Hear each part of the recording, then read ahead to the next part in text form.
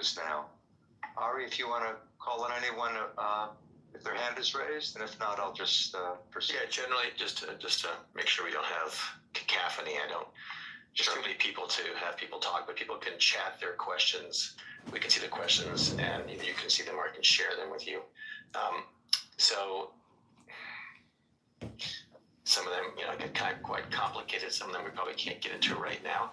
Well, I see also there are 2 raised hands. Do you want to call on one of the raised hands, or you'd rather read the chat? Well, it's really up to you. There's a danger in doing that, so we can try it and see how it works. Why don't we just for these 2, okay. And then we'll see how it works. Okay, we'll try with Ruth first. So Ruth, I'm asking you to unmute. But please keep these as questions. Thank you, Rabbi.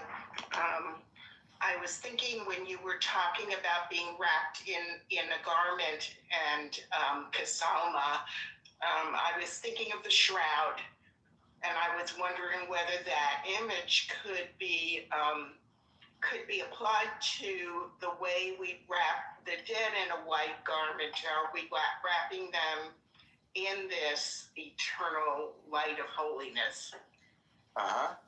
Yeah, you could say that death is a return to some primary state, a reunion with the divine source.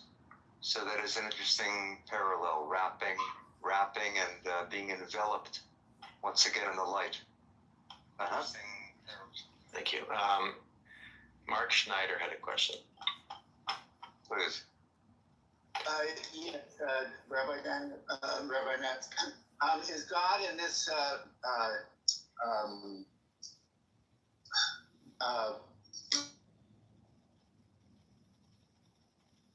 in his teachings? What about God? I think we may have lost we can't hear. So here are a few questions that may have come up. Why does God have to wrap God in himself? God's whatever first of all, why does God have to wrap God in a tallis and have the light go through it? Why do you need that talit, that vestment? Yeah. And how can God actually wrap God's self in anything? I guess those are 2 questions. Why? I guess the question is, why doesn't God just radiate out the divine light? Why this medium? Why this filter? Perhaps because it's too much to handle. Direct contact with divine reality would be too much to bear. God feels the world couldn't handle that intense radiation, so it's filtered. We'll see another example of this a little bit later that really sets the stage well for a mystical teaching that we'll find very soon. As to the image of God, it sounds like such a human description of God. You have that somewhat in the Bible and in the Talmud. Maimonides reacts against that. He doesn't want to have any human descriptions of God. But the rabbis are not troubled by that. The rabbis imagine that God is somehow assuming human form. According to the Talmud, God even wears tefillin. So here God has a talit, although the talit may not mean a prayer shawl here, it may just mean a garment. According to the Talmud, God even has tefillin. Now you might wonder, what is in God's tefillin? In human tefillin, you have the Shema, right? You have the first 2 paragraphs of the Shema, but God doesn't seem to need the Shema. So what is in God's tefillin? The verse, Mi ka'amcha Yisrael, goy echad ba'aretz. Who is like your people Israel, one nation on earth? So our tefillin celebrate God, and God's tefillin celebrate Israel. Anything you can say about the particular rabbis who have been discussing these topics that would be of interest to us? We can take a look at the folks we've been looking at. This Rabbi Yehuda said in the name of Rav, he is I think he's the third century, and he transmits a number of mystical teachings. So this is another kind of whispered secret that he must have heard and is passing on. The others appear in rabbinic. Shmuel, son of Nachman, is also seen as he often delivers mythological teachings and some mystical teachings. Before we go on, I want to respond very briefly to a couple of the chats. Someone asked, are these notes available? Yes, Ari will be sending out this PDF to everyone, so you'll have it. And if people need to contact me, there'll be a description of my Zohar course, which also has my email. You're welcome to contact. Okay, let's continue now with Kabbalah. We've looked at a little bit of Torah and a little bit of Midrash, and now the mystical tradition. And teaching number 5 here is from the Zohar. And let's see what the Zohar does with this theme. Come and see. The Zohar loves to say, come and see. The Aramaic here is tachaze, come and see. In the Talmud, you often have come and hear, come and listen. The Zohar, being more visionary, more imaginative, has come and see. Come and see, Rabbi Yehuda said, Adam's image and beauty was like the radiance of the highest heaven above the other heavens, like that light hidden away by the Blessed Holy One for the righteous in the world to come. So we've heard about the light in the Midrash. We've heard about Adam's original vision. Here, Adam is compared to the light. Adam was like the light. So I think this again is talking about Adam's original awareness, Adam's original nature. You could think of this, not only as Adam and Eve, but each of us. Each of us is limited in our self, right? We think that we have gone through a certain life journey. We imagine our own biography. We construct ourselves very painfully over the course of the first 10 or 20 years of our life, and then we live with that self, with that ego. But there's something beyond our limited self that the mystics are hinting at. And when they talk about Adam's original image, Adam's original beauty, I think they're talking about a greater sense of awareness, a greater sense of being that sometimes we can plug into. How do we plug into that? Through meditation, through prayer, through falling in love, through being in nature. There's a way that we can expand the boundaries of ourself. And the mystics talk about this in terms of Adam's original light. Let's move on to number 6, which is really the main teaching I want to explore with you from the Zohar on the light. The Zohar is written in Aramaic, not in Hebrew. So this passage in the original is in Aramaic. I may refer to a couple of phrases, but we're going to work with the Hebrew here, number 6. As I said, the Zohar is a commentary on the Torah. So fittingly, the Zohar begins with a verse that we've seen. God said, let there be light, and there was light. Rabbi Yossi said, that light was hidden away, and it is reserved for the righteous in the world to come, as has been established. For it is written, light is sown for the righteous. Okay, that we've seen already in the Midrash. The Zohar is repeating that Midrash, paraphrasing the Midrash, and notice now Rabbi Yossi's conclusion. That light never functioned in the world except for the first day. Afterwards, it was hidden away and performed no more. Okay, so there's this primordial light on day 1 of creation. The light was hidden away so that the wicked would not misuse it. It's a reward. If you lead a righteous life, you will inherit that light in the Garden of Eden after leaving this world. But it never functioned in the world, according to Rabbi Yossi. That light was so hidden, it never functioned after that first appearance. And notice his colleague Rabbi Yehuda now disagrees. This is really a dialogue between 2 rabbis, Rabbi Yossi and Rabbi Yehuda. And Rabbi Yehuda says, impossible. Rabbi Yehuda said, if it were completely hidden, the world would not exist for even one moment. Rather, it was hidden and sown like a seed that generates offspring and fruit, and by which the world is sustained. There is not a day without something emerging from it into the world and sustaining all. And by this, the Blessed Holy One feeds the world. And everywhere the Torah is studied at night, one ray issues from that hidden light and is drawn upon those absorbed in her, meaning in Torah. As is written, by day Yud-Heh-Vav-Heh ordains his love, and in the night his song is with me. Since the first day, it has not been revealed. Okay, Rabbi Yehuda agrees that the light has not been fully revealed, but it certainly does perform in the world, renewing every day the act of creation. Okay, it's a wonderful dialogue here, a wonderful argument in the Zohar. Like the Talmud, the rabbis of the Zohar discuss and debate and argue with each other, trying to wrestle with each other, wrestle with the Torah. Rabbi Yossi said the light was hidden away, as we've seen in the Midrash. Rabbi Yehuda says impossible. So what is the light for Rabbi Yehuda? The light is energy. The light is the divine energy that animates the world. If that energy were withdrawn totally, the world would collapse. You could really think of this as energy and matter. What would matter be without energy? Right? According to physics, matter is actually frozen energy.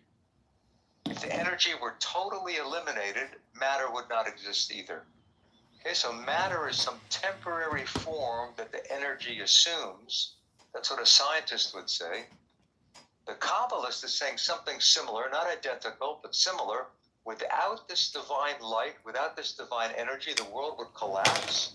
The world would disappear. So the light has to be hidden, but it's hidden like a seed is hidden. It's planted in the earth. This light is within each and everything. And every day, one ray of that light shines into the world and sustains the world. Now, what happens with Torah? One ray of light comes into the world every day. If you study Torah, especially at night, then you gain greater access to the light. So some of the light sustains the world every day, but if you devote yourself to Torah, you can discover greater light. The verse from Psalms is quoted to show this. By day, Yud-Heh-Vav-Heh ordains his love. God sends his loving grace, his ray of light into the world. In the night, his song is with me. The song here is the song of Torah. If I study Torah at night, I'll gain even greater light during the day. And Rabbi Yehuda concludes by summarizing, since the first day it has not been revealed, the light hasn't been fully revealed, but it certainly does perform in the world, renewing every day the act of creation. So this is a continual act of creation. It's not that the world was created once and then left on its own. The world is renewed. The world is rejuvenated. The world is recreated every day through this light. We have a similar line in the prayer book, Hamachadesh b'tuvo b'chol yom tamid ma'aseh bereshit. God who renews in his goodness every day, continually, ma'aseh bereshit, the act of creation. So that idea is in the prayer book, in the rabbinic collection of prayers, but the Zohar emphasizes it, that this light is divine energy animating the world day by day. Let's look now at number 7. This is a commentator on the Zohar, a man named Shimon Lavi, who lived in the 16th century. And what does he say? My teacher taught me that Adam resembled the primordial light that was hidden away. Okay, we've seen that before. Adam was somehow like the light. Afterward, a thread-thin ray appeared, giving soul to the people on earth and spirit to those who walk thereon. So what that really means is that the soul is one ray of this original light. Adam resembled the light. You could say Adam and Eve resembled the light. The light was hidden away and one ray was left. That ray is what gives us soul. Each of us has one ray of the original primordial hidden light. For if a little of the light had not reappeared, the world could not endure, as the Zohar said. It needs that daily reanimation. I cannot expand on this, for so have I been commanded. Okay, it's a little bit like I heard it in a whisper, and I tell it to you in a whisper.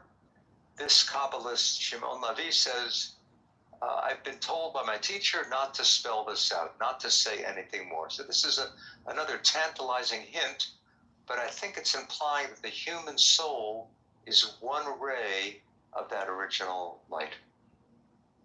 A few pages later, the same Kabbalist in his book, on the Zohar, his commentary on the Zohar, the same Kabbalist says this, number 8. With the appearance of the light, the universe expanded. It sounds a little bit like the Big Bang. With the appearance of the light, the universe expanded. The Hebrew there is V'hofia ha'or nitrachev ha'olam. With the appearance of the light, the universe expanded. With its concealment, with the concealment of the light, all individual existence came into being. This is the secret of the act of creation. One who understands will understand. Notice how they often end their teachings with something like that. I heard it in a whisper. I cannot say anything further. Here it's v'hamevin yavin. One who understands will understand. If you get it, you got it. Okay, what this really means is take this teaching and meditate. Use this as a meditation. Contemplate it, ponder it, try to explore what it could possibly mean. And what could it mean? Perhaps it means something like this. With the appearance of the light, the universe expanded. It's something like the modern scientific description of the world. The second line is even more intriguing. With its concealment, with the concealment of the light, all individual existence came into being. Now that sounds a little strange. You would expect him to say, with the revealing of the light, existence came into being. If the light is energy, if the light is creative energy, then the light should appear in order for existence to come into being. But he says the concealment allows for individual existence. I think what that means is that for something to exist, there has to be a boundary, there has to be a border, there has to be some structure. There can't just be the energy, there has to be the energy contained in a physical form, in a physical garment, in a physical expression. So there's a rhythm here between the appearance of the light and the hiding of the light. One without the other will not really be enough. You have to have the light, but if you have just this explosion of light, just this expansion of energy, really going back to science, going back to the Big Bang, if you only had the expansion of the universe, things would never form.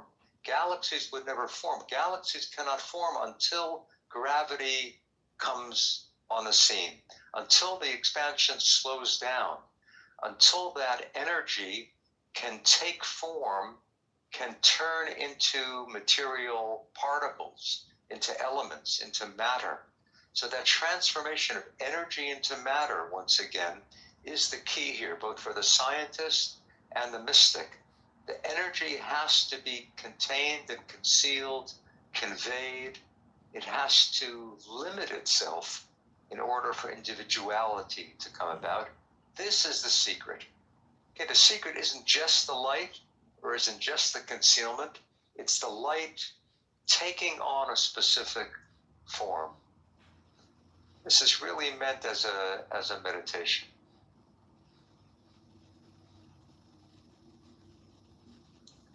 Well, we'll talk about this more when we move to the discussion. Just one more passage for now. This is from Moses Cordovero, who was a very prolific Kabbalist who lived in the 16th century. And look what he says. When powerful light is concealed and clothed in a garment, it is revealed. That may sound strange, but just be patient. Though concealed, the light is actually revealed. For were it not concealed, it could not be revealed. Okay, I realize this may sound very illogical, but now Cordovero is going to explain. This is like wishing to gaze at the dazzling sun. Its dazzle conceals it. For a person cannot look at its overwhelming brilliance, right? You can't stare at the sun. If you stare at the sun directly, you'll go blind. The radiation is too powerful. The energy is too much. So how should you approach that? Yet when he conceals it, looking at it through screens, he can manage to see with his eyes and not be harmed. Okay, the only way to look at the sun is to look through a screen, through a filter. Then you can handle the light. Then the light won't be destructive. So paradoxically, by concealing the light partially, by filtering it, by hiding it to a certain extent, it actually becomes revealed. If there's not concealed at all, it's not revealed, it just will melt you away. So to see and not be harmed, you have to conceal it somewhat. So it is with emanation. Emanation means how God flows and becomes the world.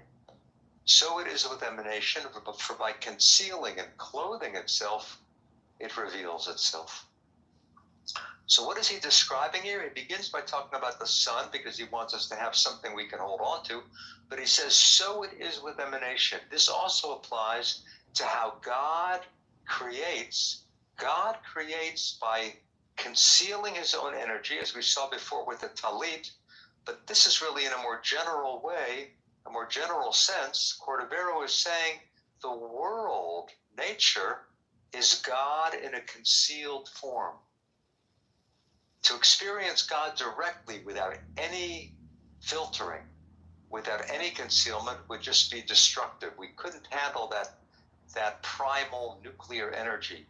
But God, by taking on form, by concealing the divine energy within the material universe, that is how God becomes revealed. God is revealed through nature. God is revealed through this process of revelation and concealment.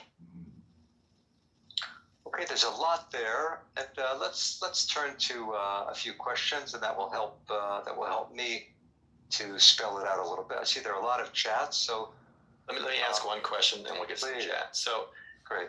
So there are different views about God and God's relationship to the world. The view about God creating light, and then light then sustaining us, creating that power source, whether we experience it through nature. Isn't that saying that God had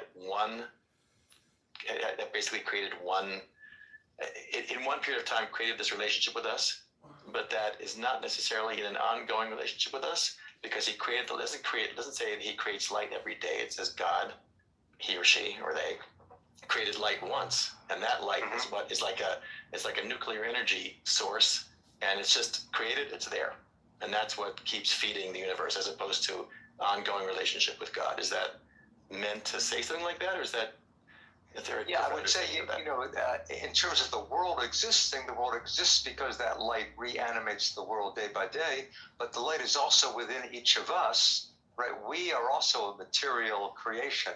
So if we're matter, we are also energy. Somehow that light or that energy is locked up within us. So the challenge is to unlock that divine light within us. It's not that the light is just out there in heaven. The light is within each of our cells. The light is within each of our bodies. And the challenge is to contact that light, not to, be destroyed by it, but to gradually cultivate some relationship with that divine element within. I know people are, one of the challenges with having chat open, and I know that from many programs, is if I keep it open, it does disturb some people because it keeps popping up when they're trying to concentrate. So I believe you can turn off your chat. If you're being bothered by chat, you can turn it off. But for this particular program, I left it on so people can share their thoughts as we go and share their questions. So I apologize, but that's how this particular program is running. Okay. That being said, we do have people's notes. I don't know if you've had a chance to look at them. Yeah, I see one. Let me respond to one from a friend I know from many years ago, Neil Eisenberg. Is there something to be said about a relatively recent understanding that there are countless galaxies, each with a black hole? Yeah, there's so many interesting parallels between cosmology and Kabbalah.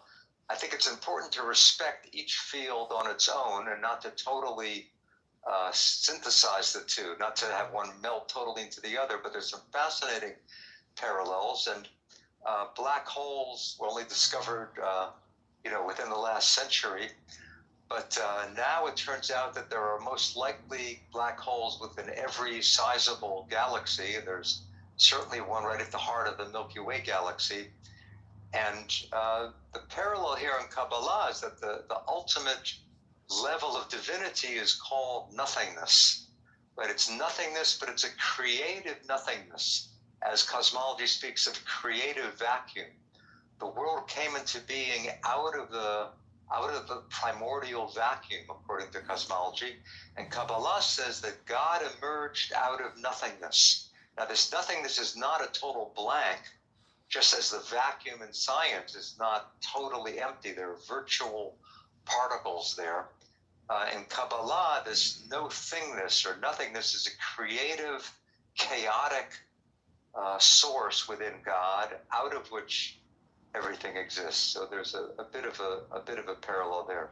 Someone mentioned inflation, and that the current popular theory of inflation, that the universe expanded at a tremendous rate at the very first microseconds. That is certainly true, but the theory of inflation also then involves gravity at the next stage. Without gravity, without the energy slowing down, without the energy beginning to take shape, nothing exists. So that, I think, is parallel to the revealing and the concealing.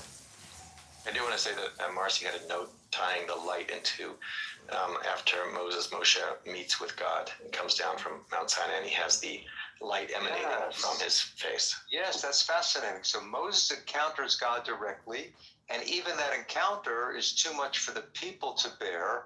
Moses can't come down with his face fully radiant. That would be destructive to the people.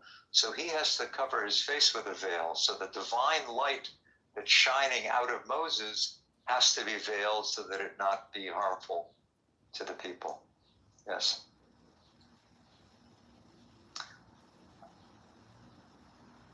Yeah, could the Kabbalah understanding of the concealment, the revelation of the light, compared to the fact that observable matter reveals the existence of dark matter? Right, you have cosmologists speak now about dark matter and dark energy. Dark matter is something that we cannot measure exactly. We don't really know exactly what it is, but we see its effect. We see its effect in how it's increasing the speed of stars whirling around the center of galaxies. So the dark matter is interesting. Dark energy is maybe even more interesting. Dark energy is also something that is indescribable and very mysterious. But according to cosmology, dark energy is what is causing the universe to keep expanding, right? That initial expansion was slowed down, but now the expansion seems to be increasing, and that's fueled by what's called dark energy. And there's a parallel in the Zohar. The Zohar speaks of a spark of darkness, botsina de kardinuta. That spark of darkness is what stimulates the divine process of flowing, of emanating. Another question that's come up by a few people is the concept of Tzimtzum, God contracting. Is that tied into this concept you're talking about, light? Yeah, Tzimtzum is very interesting. We've been looking at the Zohar and the commentaries on the Zohar. Tzimtzum has its roots in early Kabbalah, but the way it's usually referred to is in terms of Isaac Luria. Isaac Luria was a great Kabbalist of the 16th century, a colleague of that fellow Moses Cordovero, whose teaching was the last one we looked at about the concealing and revealing. So Luria says that God had to contract. Tzimtzum means contraction. God had to contract himself. Here too, you might say, because God's uncontracted being would be too much for the world to bear. Luria is trying to explain how the world can exist at all. If God is infinite, according to the Kabbalah, God is Ein Sof, infinity. If God is infinite, how can the world exist at all? Why isn't everything just God? Why isn't everything just divine energy, unconcealed? And Luria explains that God made room for the world by withdrawing. Tzimtzum, which literally means contraction, for Luria it comes to mean withdrawal.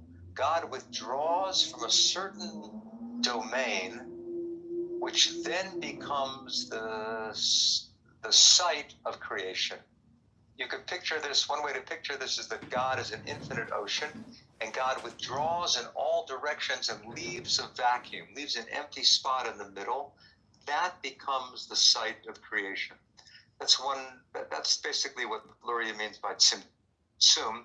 But another way to think of Tzimtzum is a psychological reading of Tzimtzum, that we also have to leave room.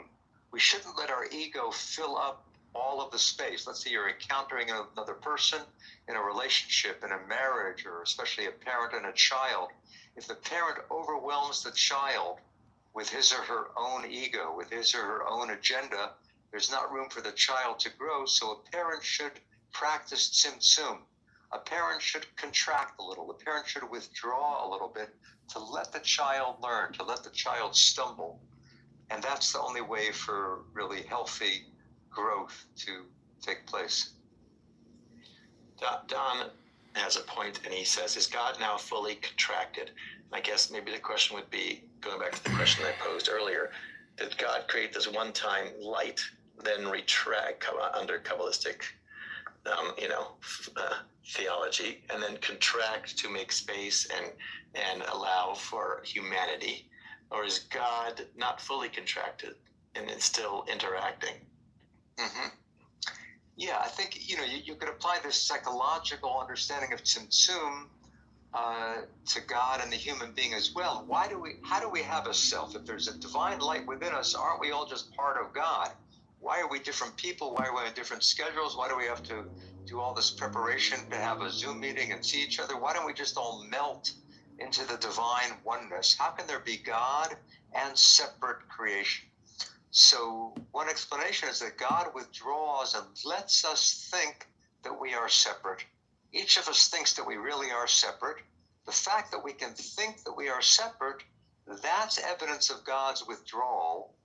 We think that we exist apart from God, but we really are expressing that divine energy in a unique way.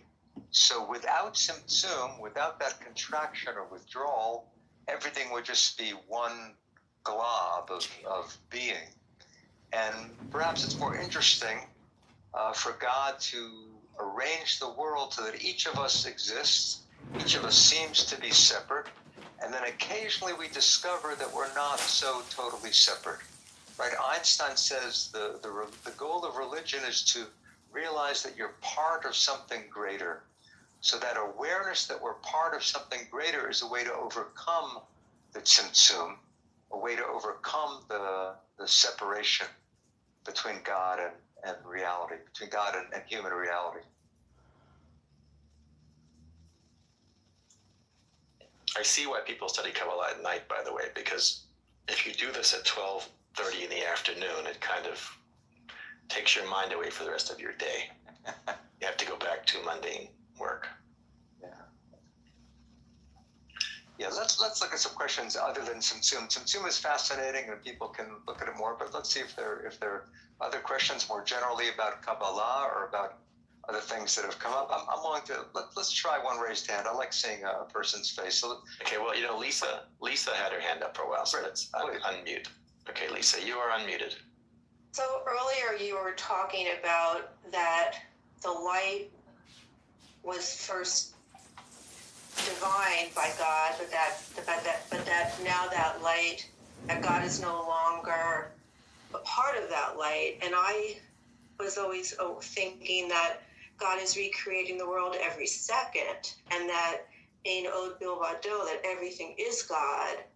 And certainly we are separate. I mean, we think we're separate, but in terms of like having a relationship with God and God wanting a relationship with humans, I don't have any text to back this up, although certain rabbis I followed have spoken about this, but that we're in a relationship with God every second. We just don't realize that.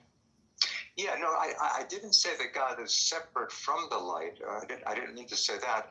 I think the light is divine light, and yet somehow one spark of that light is hidden within each of us. You could say that's the soul. And the spiritual journey is you could say, to fan that spark into a flame, to become aware of our relationship with that light within, and finally to discover that what's deep within is not separate from the beyond. You could say that the beyond within, we're trying to find that beyond within. If we can find the beyond within, then we overcome the separation. And I think what you said is very true. It's a matter of awareness.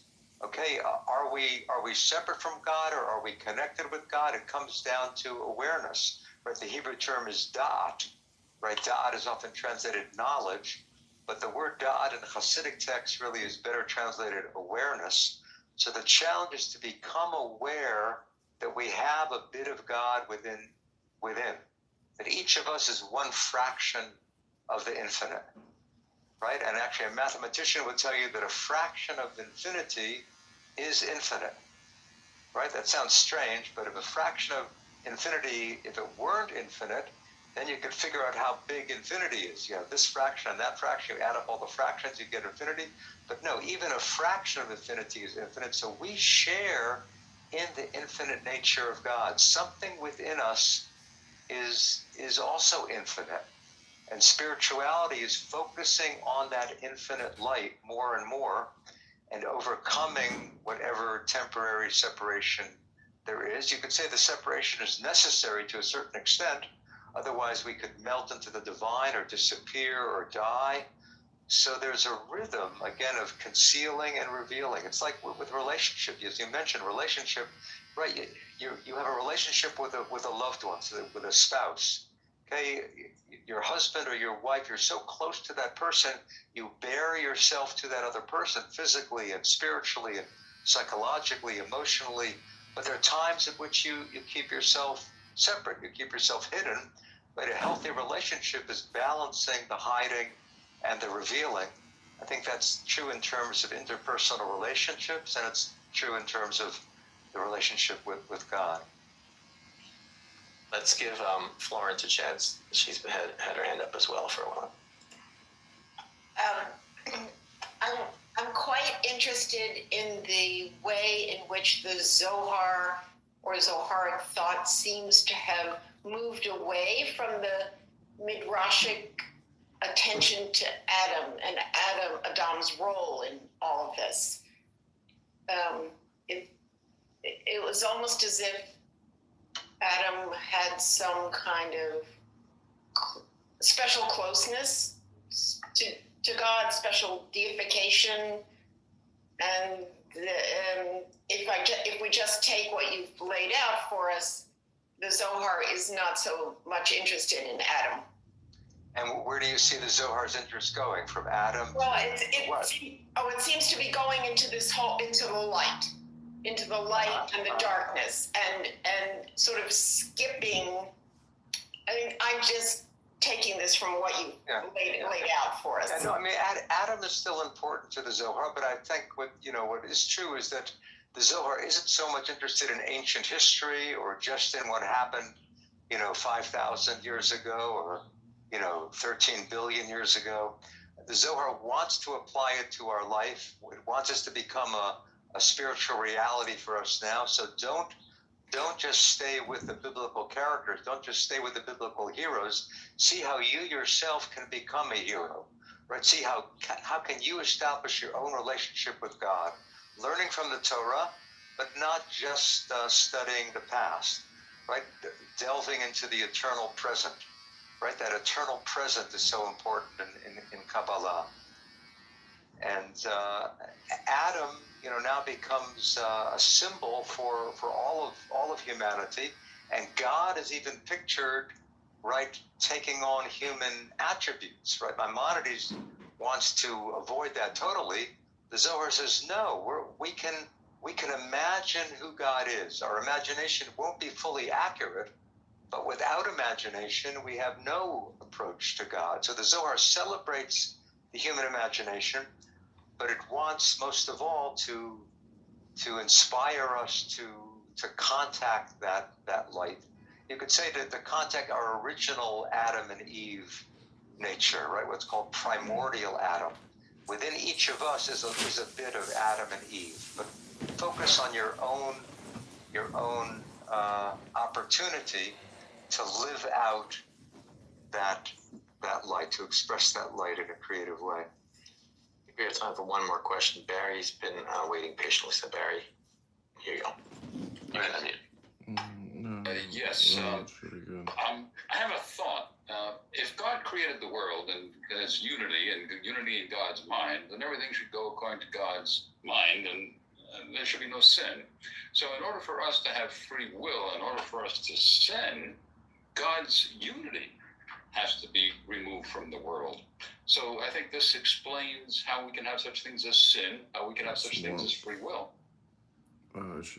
Yeah, this one takes us back to Tzimtzum, one understanding of God's withdrawal, right? God withdraws and allows us to express free will or to think we have free will, and we work out of that consciousness, we work out of that awareness. Occasionally we get a sense that we're not so separate, that God hasn't withdrawn as much as we think.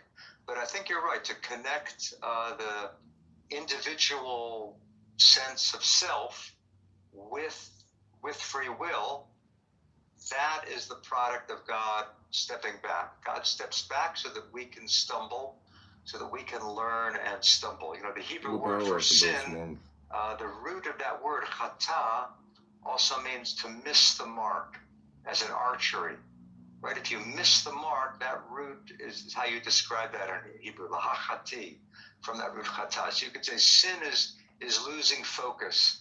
Sin is really, I think, basically selfishness, right? It's becoming so enamored of the self that you grab everything you possibly can get, that you think only of your own needs, your own gratification. So selfishness leads to Dr. John, this is my morning meditation, Dr. John. I know you want a free consultation and you want to get you want to make some dopamine, but you know, I mean, what do you want to talk about, Dr. John? Like, the I am thou relationship. If you relate to another person, you need consultation. You're becoming all right, this video has only 4 more minutes. If you make it to the end, 4 more minutes, you'll get a free consultation for just a quick 10 minutes. To a certain degree, that isolation of separate identity. Plus, I gotta leave and get to my boat and go meet a beautiful girl who just got her nails done. She's got some grippers, and you know what that means? Yes, paradox. You know, paradox is a real embarrassment in certain systems of thought, and in mysticism, paradox is really the girl of my nightmare. Logic. Some thinkers have called it that. Paradox is mystical logic that unless you have doubts, something and its opposite are both brought into the picture, there's something incomplete. The Zohar revels in paradox, right? As we saw with Cordovero, if it's not concealed, it can't be revealed, right? If it's totally revealed, you're no longer there to appreciate it. You would be blown away. So there has to be concealment in order to have revelation. There has to be withdrawal in order for creation to come about. But we don't want to stay totally in that separate mode.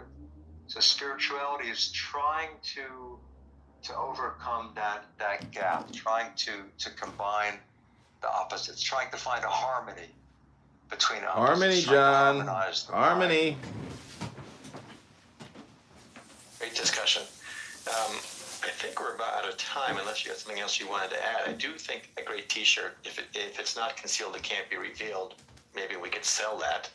And also, you know, we do have, it's scary, folks, but, you know, Rosh Hashanah is coming up, and then we get to, you know, Simchat Torah, and then we start reading the Torah again. So you're going to get to this reading when you get to Shul and you start reading creation of the world, and you get to this line about creating light. This is all going to come back to you. So I will share the notes. You can bring it to synagogue with you and wow your friends and confuse them as well. Good, yeah. My Zohar course, you'll find out about, a good number of you are in it, some of you know about it, and Ari will send out a description. We're taking a break now until after all the Chagim. The next series in our weekly Zohar course on Zoom will be the beginning of October, and you can find out more about that. Ari sends out the description. Yeah, I will send whatever you share with me. What are we going to learn about next week? Next week we're going to focus on dreams, on the meaning of dreams, not so much in a general sense. We're going to look at a more extended passage from the Zohar about Joseph's dreams. So we'll use that as our starting point. Okay, so again, a little bit of light learning to the middle of your day here in California and towards later afternoon on the East Coast and wherever you are. Thank you, Professor Matt, for taking us into Zohar and more importantly, getting us back out. Yes, we're not all just stuck in there. And I want to thank our group. Really great, thoughtful questions, comments. We can't get to everything. But I do have the chat, so I can share the chat with everybody as well. Maybe I'll do that so people can see. If it was hard to note everything. It's very hard to do a class where you're concentrating on the speaker, the text.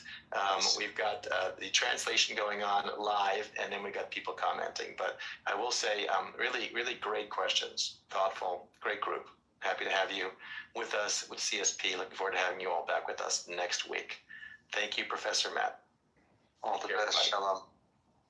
Take care, everybody. Good seeing you. See you soon. Maybe on Sunday. Don't forget we have Bert Vizotsky. Take care, everybody.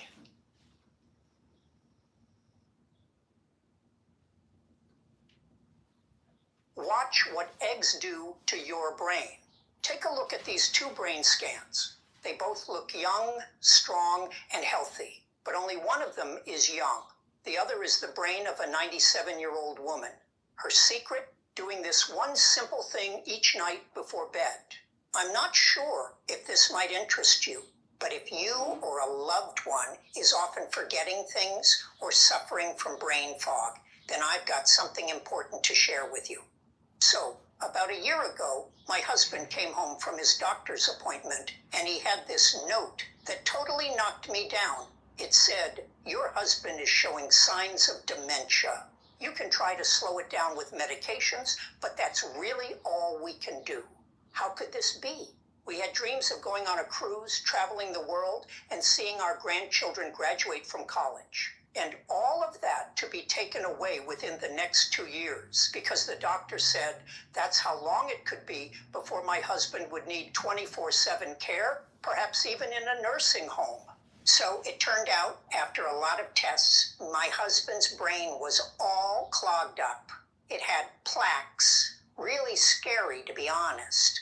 And this can happen to so many of us. It was literally suffocating his brain, like his brain was all clogged up. That's why he was experiencing forgetfulness. He was tripping up on his words. Sometimes he couldn't put a complete sentence together. And the scary thing is, if you just ignore forgetfulness and brain fog and do nothing about it for too long, the damage could be irreversible and devastating. We're talking about possibly losing your independence. But the reason I'm sharing this is not to scare you, but to share what we've discovered as the way to fix this for good, without dangerous pills or anything unnatural. It brings tears to my eyes even talking about this, because we literally just stumbled upon it. Right when we got the dementia news, we saw a program on You're TV still here? about an award-winning Fuck! doctor, Dr. Sam Walters, who is a former NASA scientist and a true pioneer in... You're still here, Dr. John? Holy shit, I thought you got the message and you hung up the phone.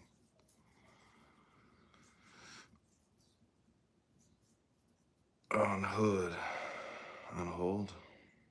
Dr. John, I don't have any actual consultation advice for you. My advice would be, if you get the Bible, I'll listen to you read the book of Psalms, the book of Ecclesiastes, the book of John, the book of Mark, the book of Luke, the book of Revelation, if you want to read from Proverbs. I mean, let's not use your patterns here, Dr. John, because quite honestly, I mean, it's exhausting. You heard a black man say that once? Oof. What does see, this is the problem, is there's no such thing as black people. There's no such thing as white people. There's just people, People are people, and I don't care what somebody's melatonin densities has to say about it. You know what I'm saying? It's people. There are brown people, yellow people, black people, purple people, green people, blue people. Beautiful lies. Lies. These aren't lies. What are you talking about? Dr. John, I don't have time for this nonsense. I don't have time for your games as you like to play them. Let us go to the second part of this series, Shekhinah. Which we see now as feminine because of the Kabbalah. Shekhinah in the Talmud and Midrash does not mean the feminine half of God. Shekhinah simply means God. Shekhinah means specifically how God manifests in the world. So God's presence in the world is what is meant by Shekhinah. In the Zohar, Shekhinah comes to mean the feminine half of God. But going back to your question, the Talmud does identify Yud-Heh Vav-Heh as Shekhinah. Ooh, dirty Jewish, man. God, Damn, So John. any divine- John, what if you're projecting? What if you're talking about yourself?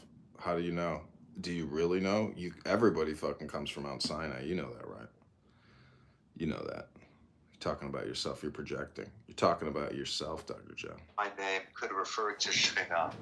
Whereas in the Zohar, because Shekhinah is specifically feminine, it would not usually be identified with Shekhinah. I hope that's more of an explanation than more confusion. But that's what I would say. I think there are some comments that I think what people are referring to in their comments is Shabbat as this ultimate mystical union. Kabbalat Shabbat, lighting the candles, welcoming the bride, and all the mystical stuff that people explain about union and what's going on there, and how this ties into some of what you've been teaching us. Very much so. That's very relevant. Kabbalat Shabbat. It's interesting. It's called Kabbalat Shabbat, which means what? The Kabbalah of Shabbat. But it doesn't mean the Jewish mysticism of Shabbat. Kabbalah means welcoming. Lekabel is to receive or to welcome. So Kabbalat Shabbat means welcoming the Shabbat. Now it's interesting. Kabbalat Shabbat does have something to do with Kabbalah, because Kabbalat Shabbat was invented by the Kabbalah. We do not have the full liturgy, the full prayers of Kabbalat Shabbat until we come to the Kabbalah. The Talmud does not say to begin the Shabbat with L'chadodi, but welcoming the bride. The Talmud does refer to Shabbat as a queen, as a bride, but you don't have the full ritual of Kabbalat Shabbat until we come to the Kabbalah. So what is Shabbat for the Kabbalah? Shabbat is the wedding. You know, John, I'm trying to, keep it all together over here. You mind if I drink some coffee, smoke a little weed, get the fucking migraine down from all the drinking last night? Hangovers can be very dangerous. People have brain aneurysms, They say cannabis, it coats the DNA structure. Oh shit, he's calling the cops. God. Friday evening, we're celebrating Shekhinah. And as you say, Shekhinah is identified as the Shabbat queen, the Shabbat bride. And the union of Shekhinah with the Holy One, blessed be He, is actually hinted at. It's actually referred to in L'chadodi. Now, what is L'chadodi? I'm sure most of you know L'chadodi, one of the most beautiful prayers in the prayer book. That was written by a Kabbalist in Tzfat, in the city of Tzfat in the 16th century. And that is a celebration of Shekhinah, and it refers to Shekhinah and her husband. Now, who is the husband of Shekhinah?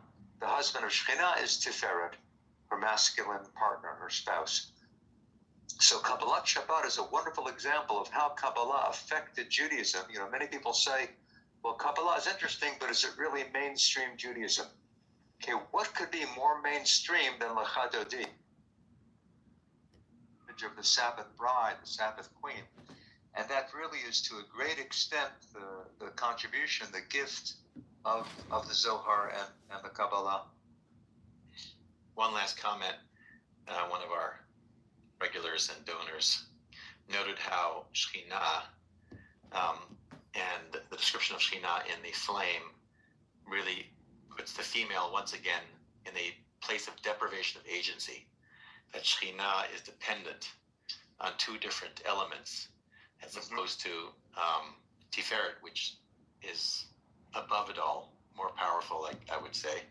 And anyway, it was just an interesting note of what you taught us. No, that's very important. It's very important just to honestly say that the Zohar, the Kabbalah, is a product of the medieval mind. In some ways, it's very much, of the past. With all of the advance that is made, it is a great step forward to recover the feminine within God, right? God is so overwhelmingly masculine, as we've said before, right? In all of Western religion, Judaism, Christianity, Islam, God is overwhelmingly masculine. It's hard to find descriptions of God as feminine. So it's a great breakthrough. It's a great step forward that the Zohar and the Kabbalah celebrate the feminine nature of the divine. But it is true that this is a hierarchical system very often in many ways. And Shekhinah is beneath Tiferet. Shekhinah is seen as the throne of Tiferet. And here the white light is constant, Tiferet, where Shekhinah could be blue or black or red. the thing of her being dependent on what's beneath, though, is very interesting, because for the Zohar, God is dependent on the human being. I would say the masculine and the feminine of God are in some ways incomplete without human participation, without human action. If we don't act in the world, then God, That's the sound of the police. God is left not unified. God is separate. No, I don't need to throw Dr. John out of the room. I hope he's listening and enjoying this divine wisdom, because he could go into many other rooms and listen to all types of bullshit, all types of stupid pieces of shit screaming on a Sunday morning. And he knows it. I know it. And therefore, he's choosing me.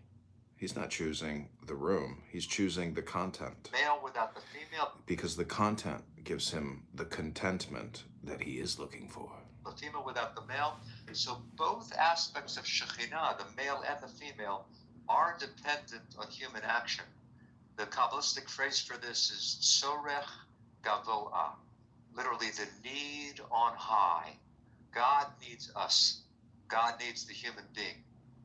Many of you are familiar with the thought of Abraham Joshua Heschel, great teacher of the 20th century. And his most famous book is called God in Search of Man. Okay, it should be God in search of the human, we might say. But God is searching for us. It's not just we're searching for God. God needs us.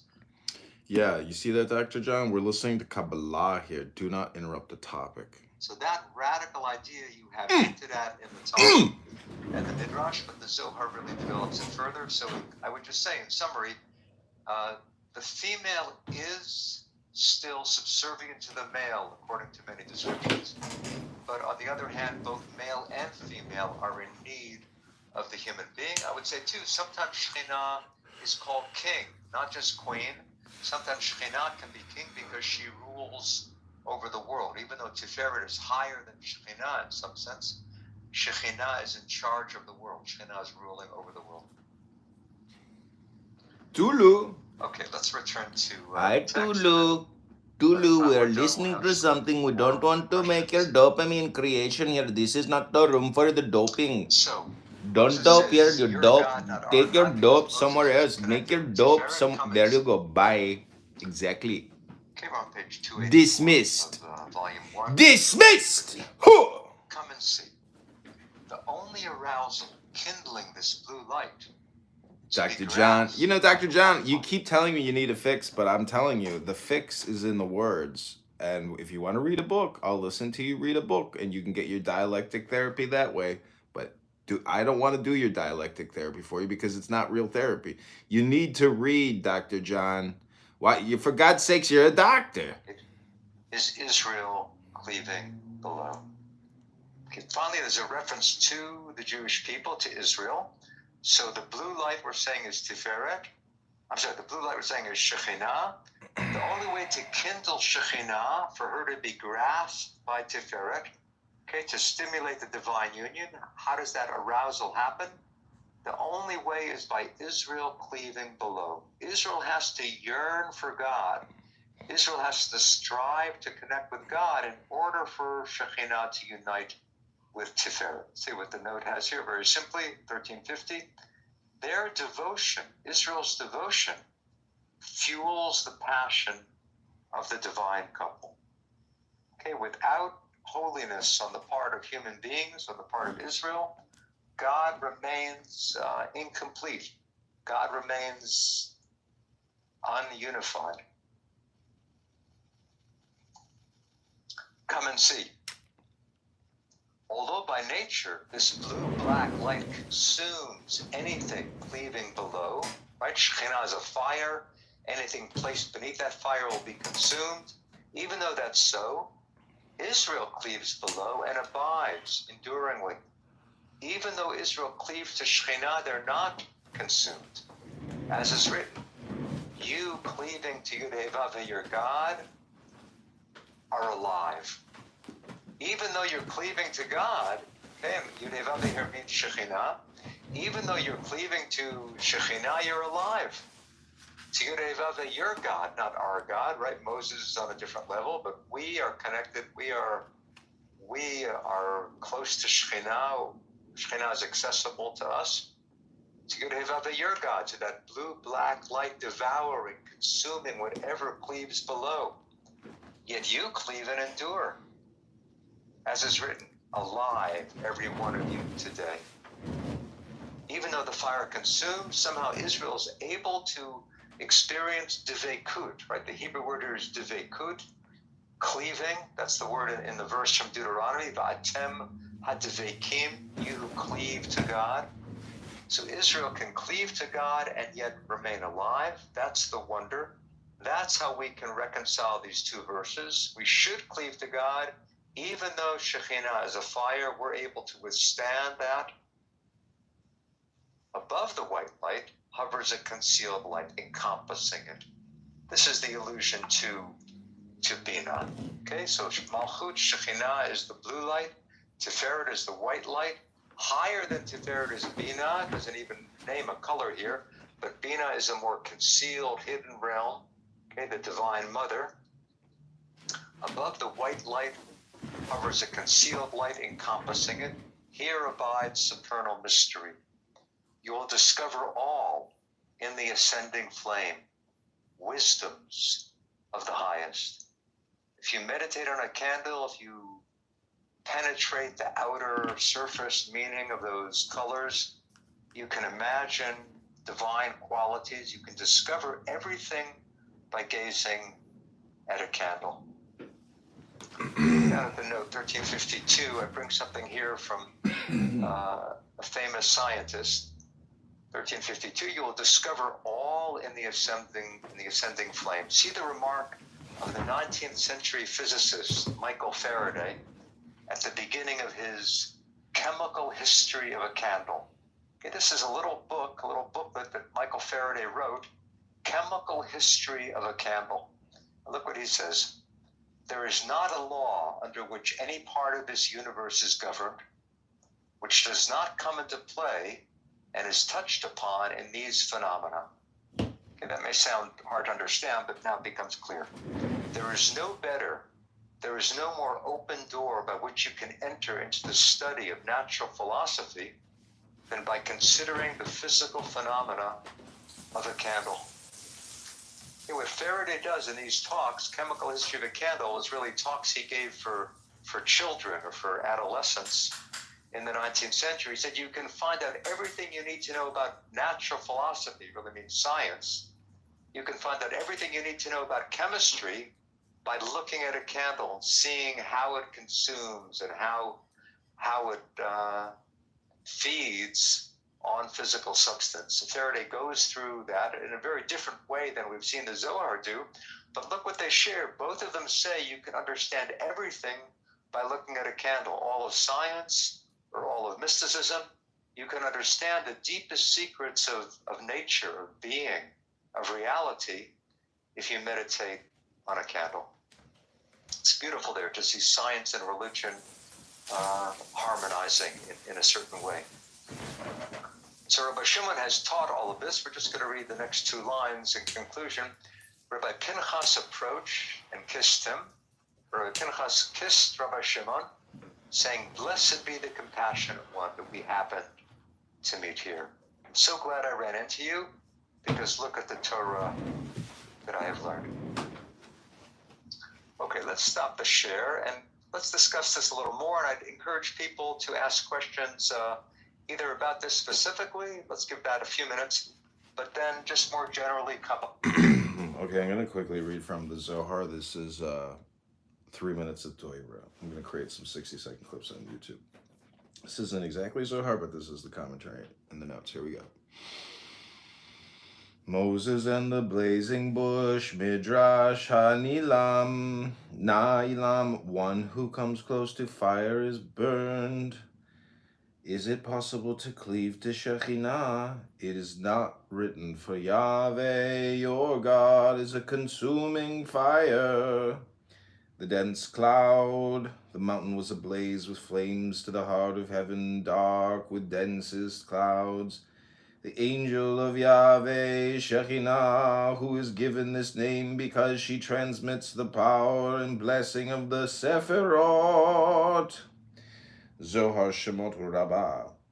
in the light of the wisdom in relation to the Sephirot. Why is it written? The literal sense of the verse is too mundane to satisfy Rabbi Abba's mystical yearning. The water must mean more than the Nile River from which Moses was drawn by Pharaoh's daughter. It is really a symbol of chesed, the free-flowing love of God.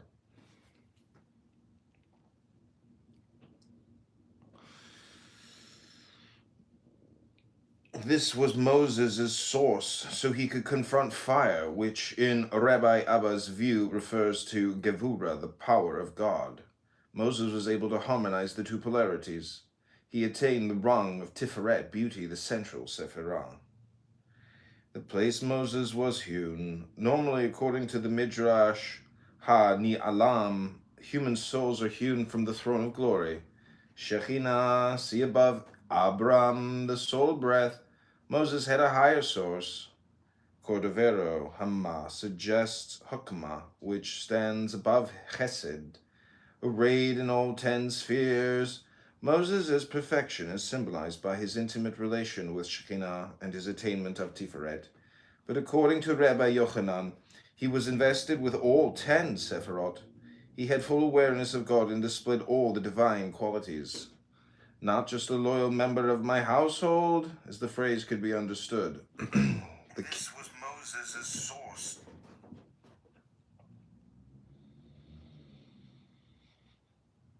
Not just a loyal member of my household, as the phrase could be understood. The King James Version, who is faithful in all mine house, happy is the share. Happy is the mortal human who was given such a promise. Anytime he wanted to, he could converse with him. Who was that? Balaam. Balaam was the soothsayer from Aram, invited by King Balak of Moab to curse the people of Israel before they entered the promised land.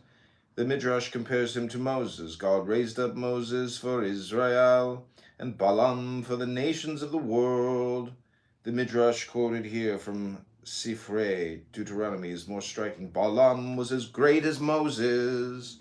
The rabbis are perplexed and have to wait for the master, Rabbi Shimon, to offer the true mystical explanation of this bizarre Midrash. Black resin mixed with finest balsam. How could Balaam possibly be associated with Moses? This is in Torah. Anything that comes to mind, either in the chat or if you're adventurous, you could raise your hand and we may be able to call on you. So Howard has something to say. Howard says, in talking about Israel and cleaving to the light that consumes everything. So that's a very dangerous place to be, isn't it? I'm kind of paraphrasing. And the way we can protect ourselves, according to Howard, would be, well, we do the mitzvot and we adhere to the principles of faith, and that protects us and allows us to come close to this flame. But that does not imply great risk. In other words, can't this lead to self-destruction because we're so close to this powerful force? If we don't follow the mitzvot and don't do things right, this dvekud will lead to destruction. Yeah. What about the danger of dvekud? I mean, the Zohar begins like the Talmud by almost saying, how can you possibly cleave to Shekhinah? And then it says, no, Israel is somehow able to. So you're right. There's something dangerous about this this contact with the divine. In general, it would not be seen as something possible or not possible frequently, not possible for normal people, right? Only the great pious saint might be able to cultivate an intimacy with Shekhinah. How could simple, everyday people even imagine that they could come out unscathed? So that's certainly here in the background. There's something dangerous about the contact with fire. God is fire. You're right that mitzvot are the key here. I would say mitzvot are protection, but mitzvot are also the way that you approach it all. Okay, by performing a mitzvah, you're putting yourself in relationship with the divine. You're letting God guide you. You're letting God inspire you, and that could lead to very beautiful ethical perfection. It could motivate you to become just and loving and compassionate. but it could also be dangerous. So what's the danger here about mysticism? What's the danger involved with contact with the divine? We've all heard, I think, probably all heard, you shouldn't study Kabbalah until you've reached a certain age or until you've mastered certain fields. What were the Kabbalists scared about? What were the rabbis scared about? What's dangerous about trying to become intimate with God? I think we've talked about this before, but it's very important, so it's certainly worth exploring a little bit again. I think really there's a social danger and a psychological danger. The psychological danger is that you're looking so deeply into yourself. This is somewhat similar to psychoanalysis, but if you look so deeply into yourself, what are you going to uncover? We're told we should explore our fears, we should explore our desires, but what happens if you uncover some deep, dark secret, some terror that you experience? Is that going to be helpful or is it going to be destructive? So with the proper guidance, with the proper preparation, certainly that would be healing. Ideally, it would be healing to work through one's own dark places. But we could easily see how that's dangerous. It's dangerous to uncover too much. And the mystic is really doing something similar. The mystical search is not so much jumping up to heaven, it's really going deep within your soul, deep within your heart. So there's something powerful about that journey. There's something vital about that journey, but there is a danger there. So there's a fine line, I think, between mysticism and madness, right? It was often said, don't study the Kabbalah because you'll go crazy. That's what you hear on the popular version of, don't study Kabbalah because, and one of the conclusions of that sentence is because you could go mad. If you look so deeply into yourself, if you uncover all your secrets, will you be able to bear that? So there's a psychological danger in spiritual search. There's also a social danger, and here it's really a matter of who has the authority. Who has the authority in the Jewish world to tell you how to act? Should you follow the tradition? Should you follow the halacha? Should you follow the rabbi? Or should you follow your own inner spiritual yearning? So that is seen as dangerous too. If you have your own connection to God, if you can cultivate your own relationship with God, then you might question the Torah. You might question the rabbi. You might say, I don't need another guide. I can guide myself. And we all know the danger of that. Okay, this is part 2. Here we go. Black resin mixed with finest balsam. How could Balaam possibly be associated with Moses? 13 rivers of balsam await the righteous in the world that is coming, according to the Talmud. Ta'anit, Jerusalem Talmud, Avodah Zarah, Bereshit Rabbah. In the Zohar, the rivers of balsam are the fragrant flow of emanation from Binah, the divine mother to Shekhinah, her daughter. See Zohar 3:1818. Moses, arrayed in all the Sephirot, bathes in these rivers. Black resin is the ultimate impurity. The Aramaic phrase kotifa de karnetai is characteristic of the Zohar style. Kotifa is a variation on kitaf, which means resin from balsam tree. Karnetai is a neologism, its meaning unknown. Zohar in Spanish, carantona, ugly, false face. The phrase has been interpreted variously to mean a chamber pot, cordovero or hamak. Cedar resin, vital, derek emet. A bunch of resin, dark and black, galante or hama. One must invent new words to adequately describe the gross impurity of Balaam. Moses worked wonders, Balaam worked black magic. Aramaic ishtamash means made use of, but it is also a technical term for theurgic practice. See Mishnah Avot. Hillel said, one who makes theurgic use, de ishtamash, of the crown, the name Yahweh, has no share in the world that is coming, above the hidden light. Moses worked wonders with the holy crown. Because of his status in the Sephirot, he was able to use the name Yahweh to work wonders for Israel. Balaam's powers of magic. The phrase has been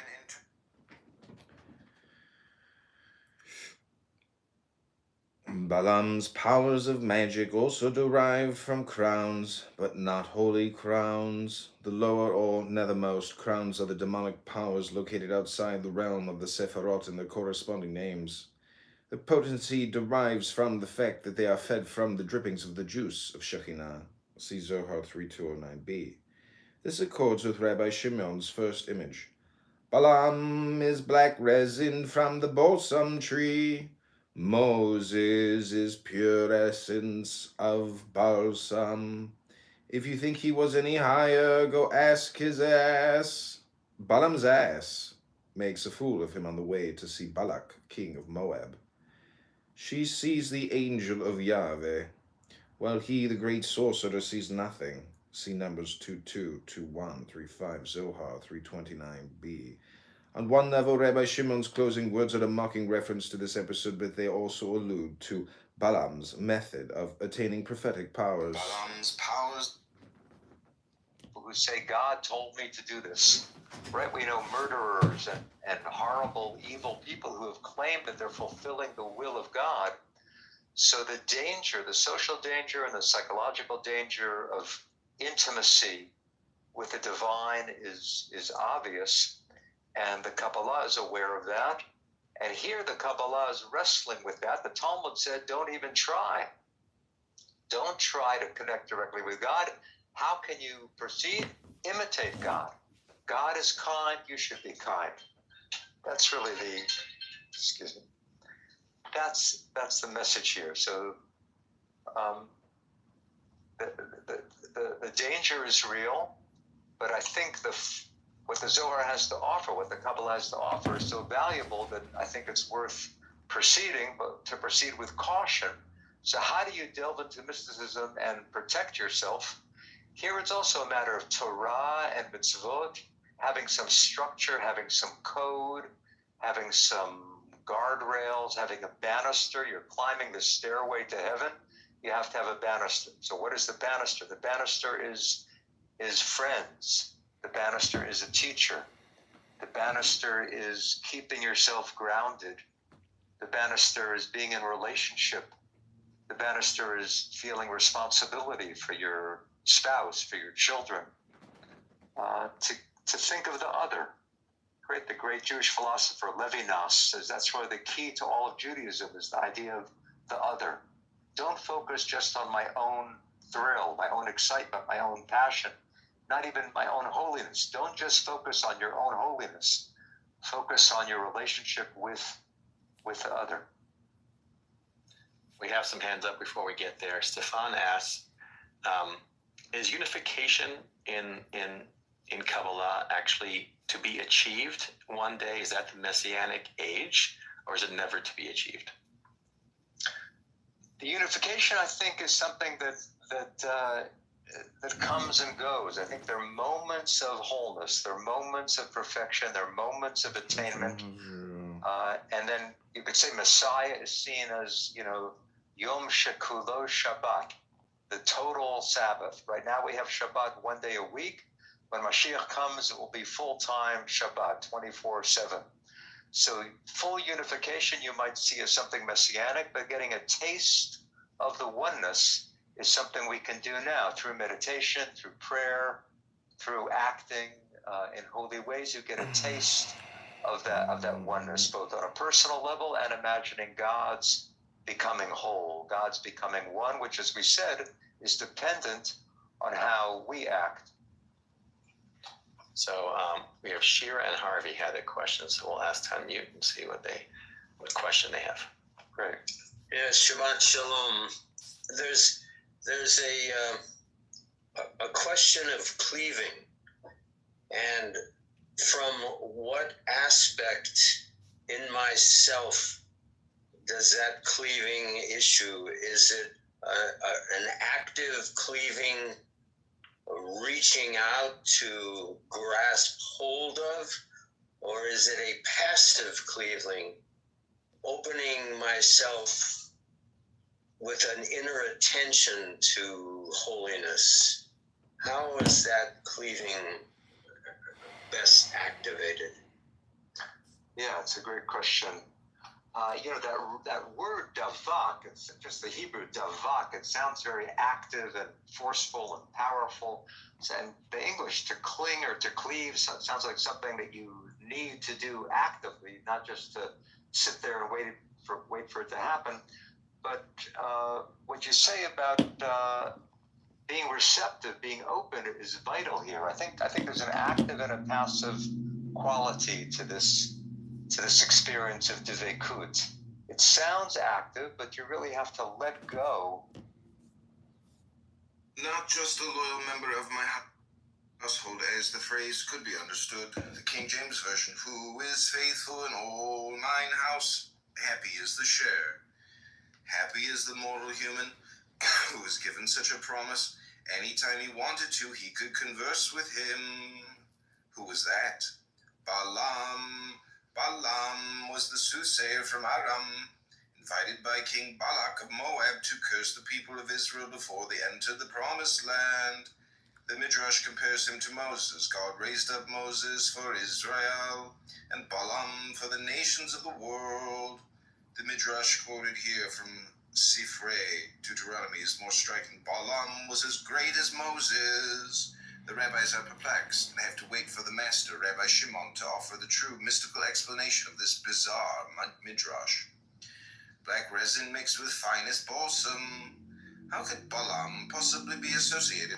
Not just a loyal member of my household, as the phrase could be understood. The King James Version. Why do you think I explain Kabbalah very badly? I'm bidding this up, meaning that like I'm studying here. It's not like I'm trying to explain it. I'm doing individual, little 1-minute clips here.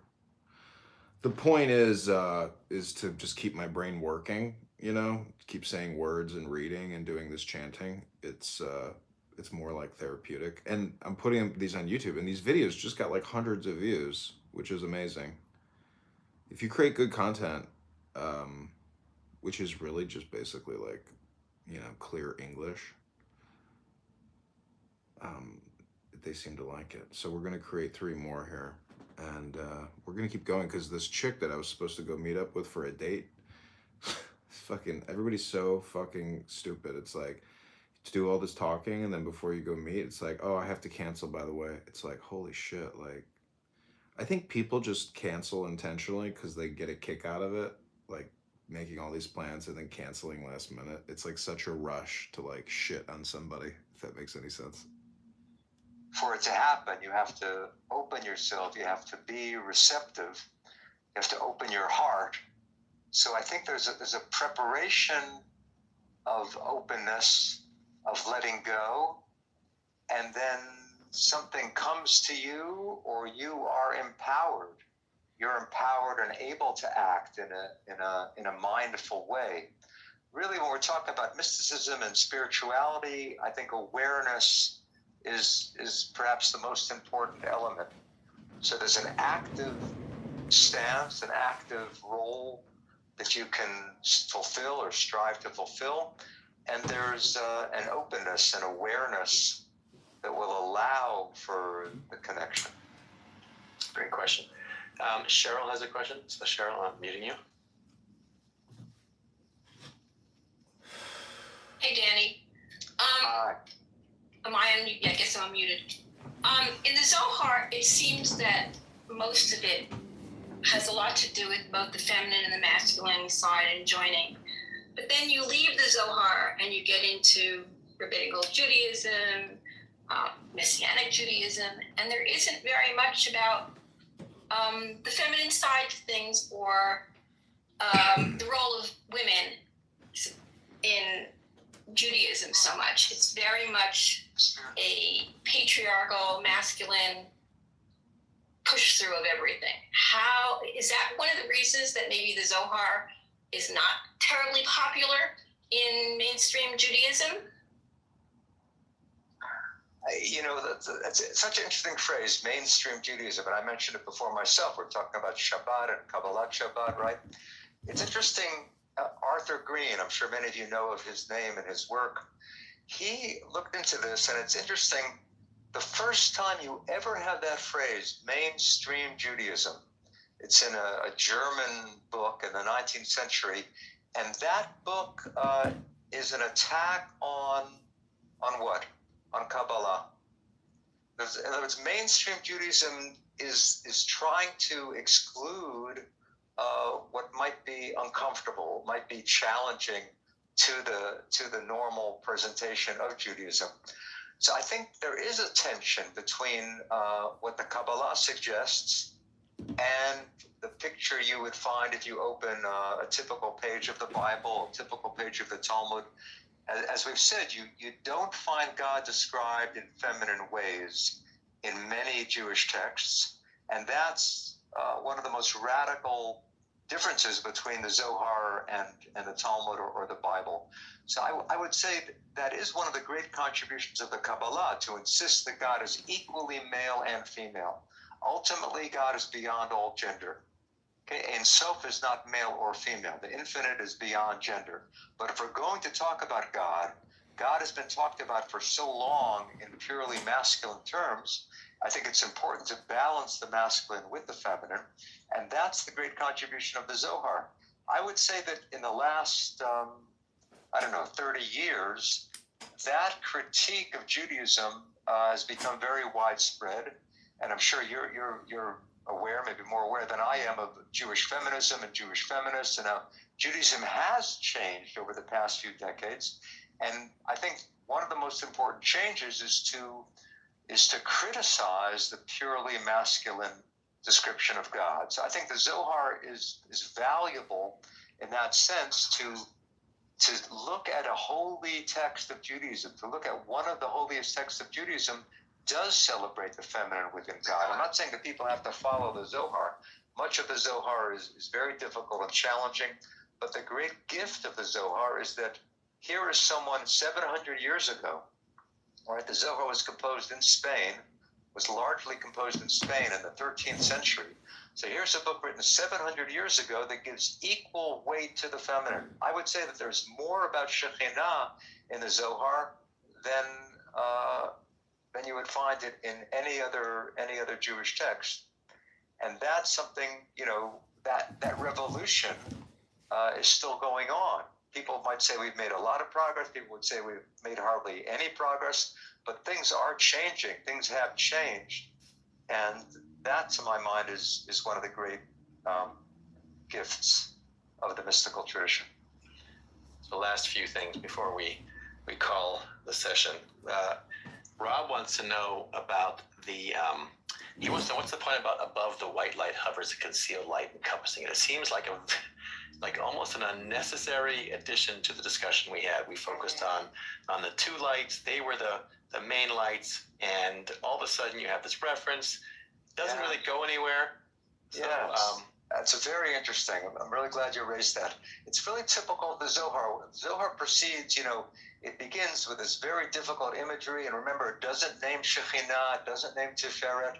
Finally, after we've worked through a couple pages of that, okay, now I finally get it. The blue light is Shekhinah, right? With my notes and my explanation, now I understand the blue light is Shekhinah, the white light is Tiferet. We finally got it. And this is typical of the Zohar. You think you got it? Well, there's another level. I'm not going to go into it. I'm not going to say much about it, but you should know there's something more. So I think it's kind of saying, don't think that you have the whole package. There's something further to explore. There's something yet to be discovered, and it leaves you hanging. You could like that or dislike that, but it's very characteristic of the Zohar not to end a passage where it's finally all clear and figured out. There's still something mysterious. In fact, I think it's even, let me just pull it up one more second. It's even worded that way, right? Above the white light hovers a concealed light encompassing it. Here abides supernal mystery. Okay, so there's still mystery. Even though it's now been explained, there's still mystery. You will discover all. Go back to the candle. Go back, light the candle, start again, see where it leads you. But leaving open that, giving us that sense of we're only beginning the journey. We haven't completed the journey. And then are there any other meditation-like techniques that are in Zohar that we can look forward to learning about? There are, a good number of meditative techniques. The fullest description of them is in a book by R.E.A. Kaplan, Kaplan, Meditation and Kabbalah. He has a more popular book just called Jewish Meditation, But meditation and Kabbalah draws on dozens or more techniques from Zohar and other books of Kabbalah. Many of them have to do with the letters of the divine name or different divine names. Ayin, focusing on no thingness. We've discovered that we've explored that theme of Aleph Yud Nun, of nothingness. Meditating on Ayin, trying to melt into the oneness or the no thingness. But there are not many in the Zohar itself. I suggest you look at Kaplan for that. So thank you so much. We were talking before the program, your new book you're in final proofing of your new book about becoming Elijah, being published by Yale University Press in the spring. So we're looking forward to that coming out, maybe having you back for a series about Elijah. And on behalf of CSB, I want to thank you for taking us to places we ordinarily probably wouldn't go or shouldn't go by ourselves.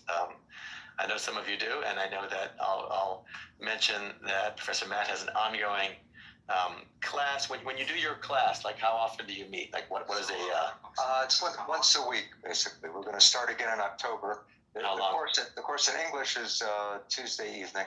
And how long does it last? It's about... Yo, Hollet, the point is I'm killing multiple birds with one stone here, unlike other people on this app. So, I don't know what to tell you. Like, do I have to defend everything? Because, I do. An hour and a half. I teach for an hour and then discussion. We have we have 6 weekly meetings. Then we take a break for a couple weeks and do another series of 6. And it's ongoing in that way. People can begin at the beginning with the recording, or they can jump in with the current session. They can see the description that you'll send out, and people can contact me. This is what happens to your body when you eat cheese. Watch this before eating cheese. Number 1. On the Torah. So we're looking at volume 3 of the Zohar Pritzker edition, because this Joseph story is further on in the book of Genesis. The first 3 volumes of the Zohar Pritzker edition cover Genesis. The next 3 volumes cover Exodus. And volumes 7 through 9 cover the rest of the Torah, Leviticus through Deuteronomy. So we're in volume 3 of the Zohar Pritzker edition. This is the Zohar's commentary on the story of Joseph. Just to help you navigate the page, the top it says the Zohar. Over here is the original Aramaic pagination, but we're working with English page numbers, with Arabic page numbers here, page 114 in volume 3. Anything in italics is a quote from the Bible. Okay, all biblical verses are put in italics here. You can immediately see when a verse is being quoted. The top part of the page is the Zohar. The bottom part of the page is my commentary. Sometimes, as you see, there's more commentary than Zohar, but that's because the Zohar is so dense. We're going to begin reading the text and then move down to the commentary. So let me just enlarge this a little so that people can see the text more clearly.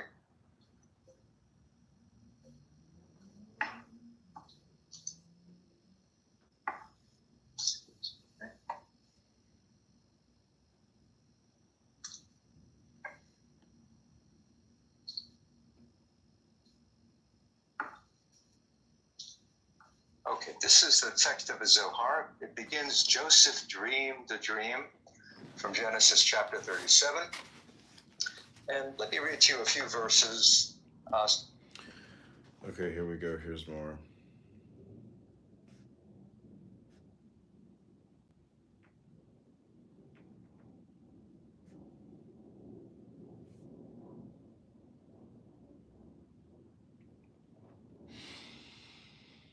If you think he was any higher, go ask his ass. Balaam's ass makes a fool of him on the way to see Balak, king of Moab. She sees the angel of Yahweh, while he, the great sorcerer, sees nothing. See Numbers 22, 21 through 35. Zohar 329b. On one level, Rabbi Shimon's closing words are a mocking reference to this episode, but they also allude to Balaam's method of attaining prophetic powers. According to the Zohar, Balaam was able to draw down upon himself the impure spirit by having sexual relations with his ass. See Zohar 1125b, 3207a, Shekel HaKodesh, Talmud Sanhedrin 105b, kissed his hands. As a sign of veneration and thanks, this is a frequent custom among the Havraya, the comrades of the Zohar. Above colors and enlightenment, mana and wisdom, the golden calf, the wedding celebration, Talmud Berachot Bereshit Rabba Bacher, Reg 22.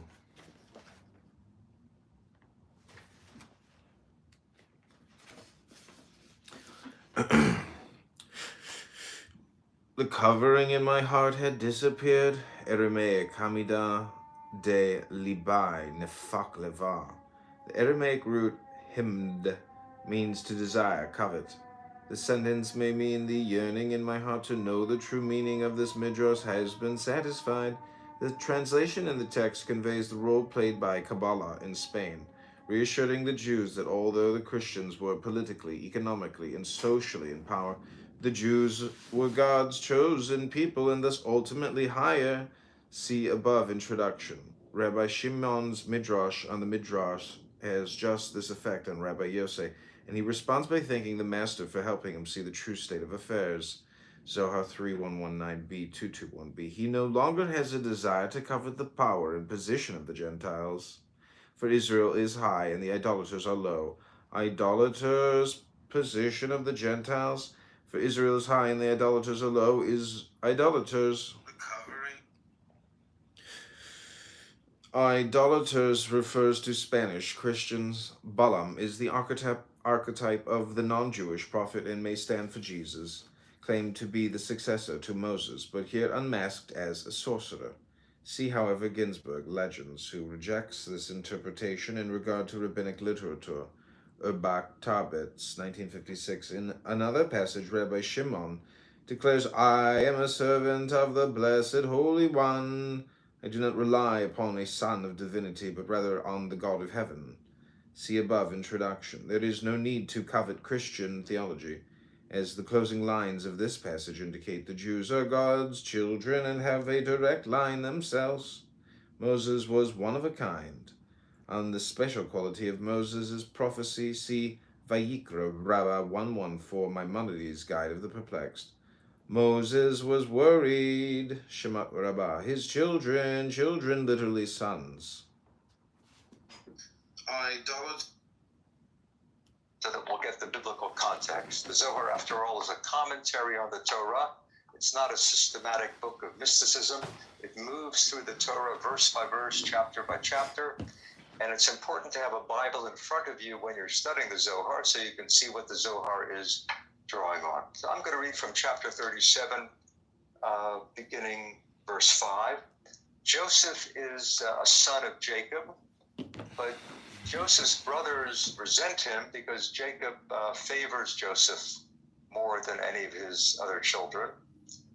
For example, Jacob makes for Joseph the coat of many colors, some special ornamented tunic that Joseph has, and his brothers are very jealous.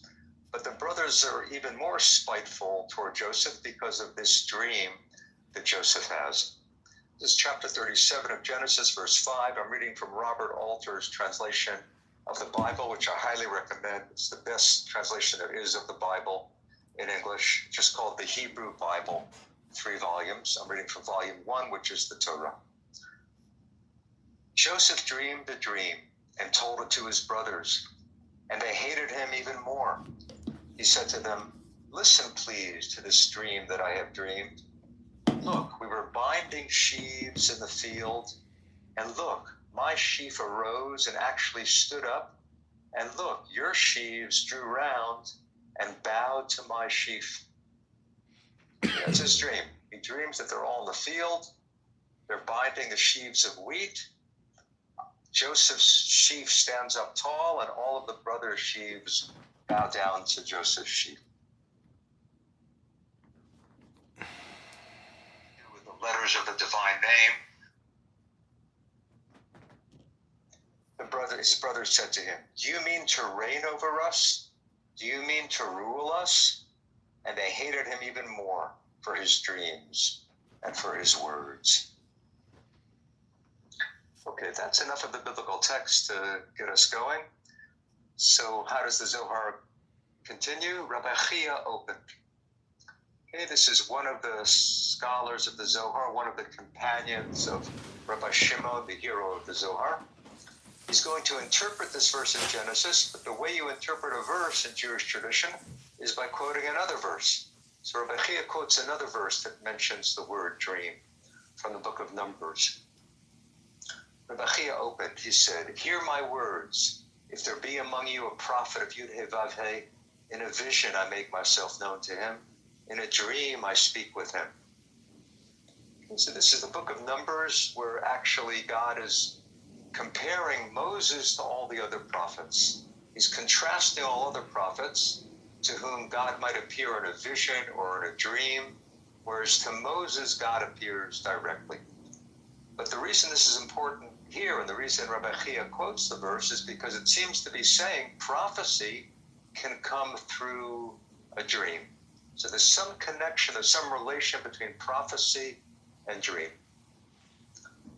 Come and see how many rungs upon rungs the Blessed Holy One has made, all standing one atop the other, rung upon rung, this above that, all absorbing suitably, these on the right, those on the left, each appointed over another, all fittingly.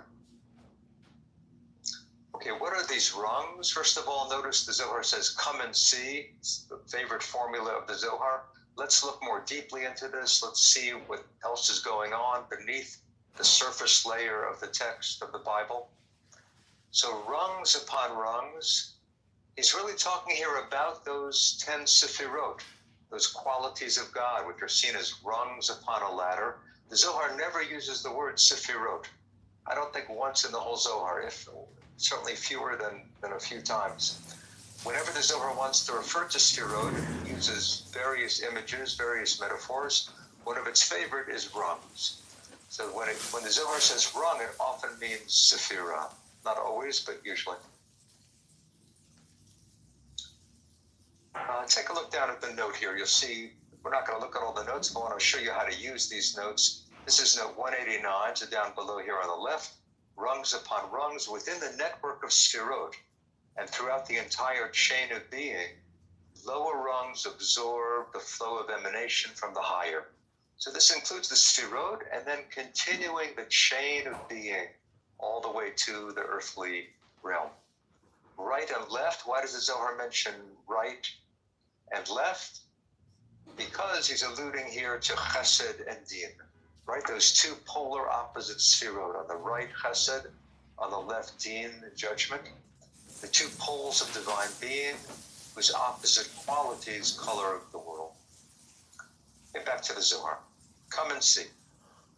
All prophets of the world absorb from a single facet through two known rungs. Okay, what is he saying here? Let's take a look down at note 190.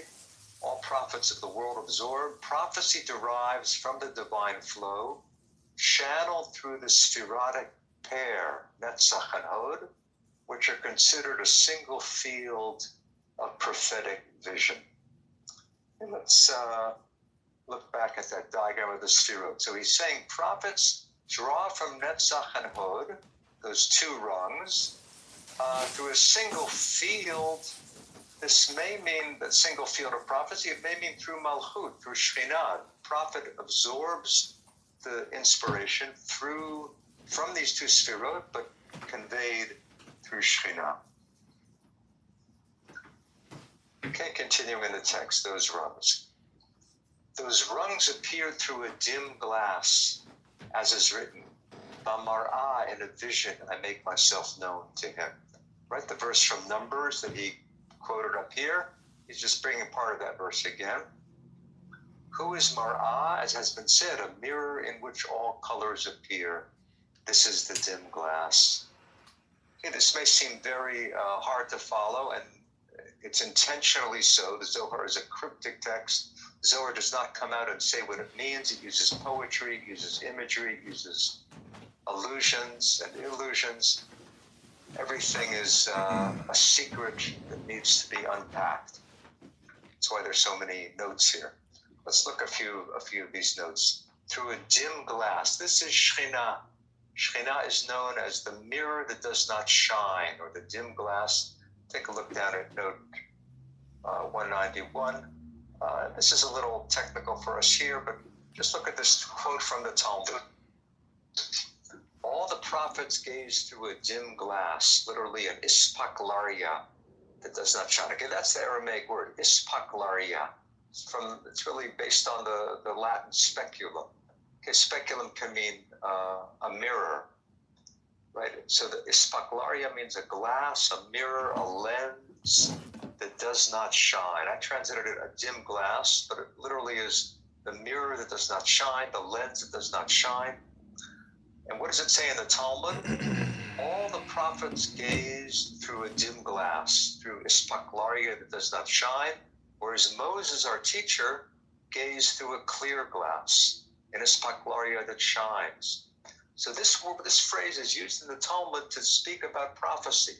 Prophets see somehow not with total clarity. Moses saw more clearly.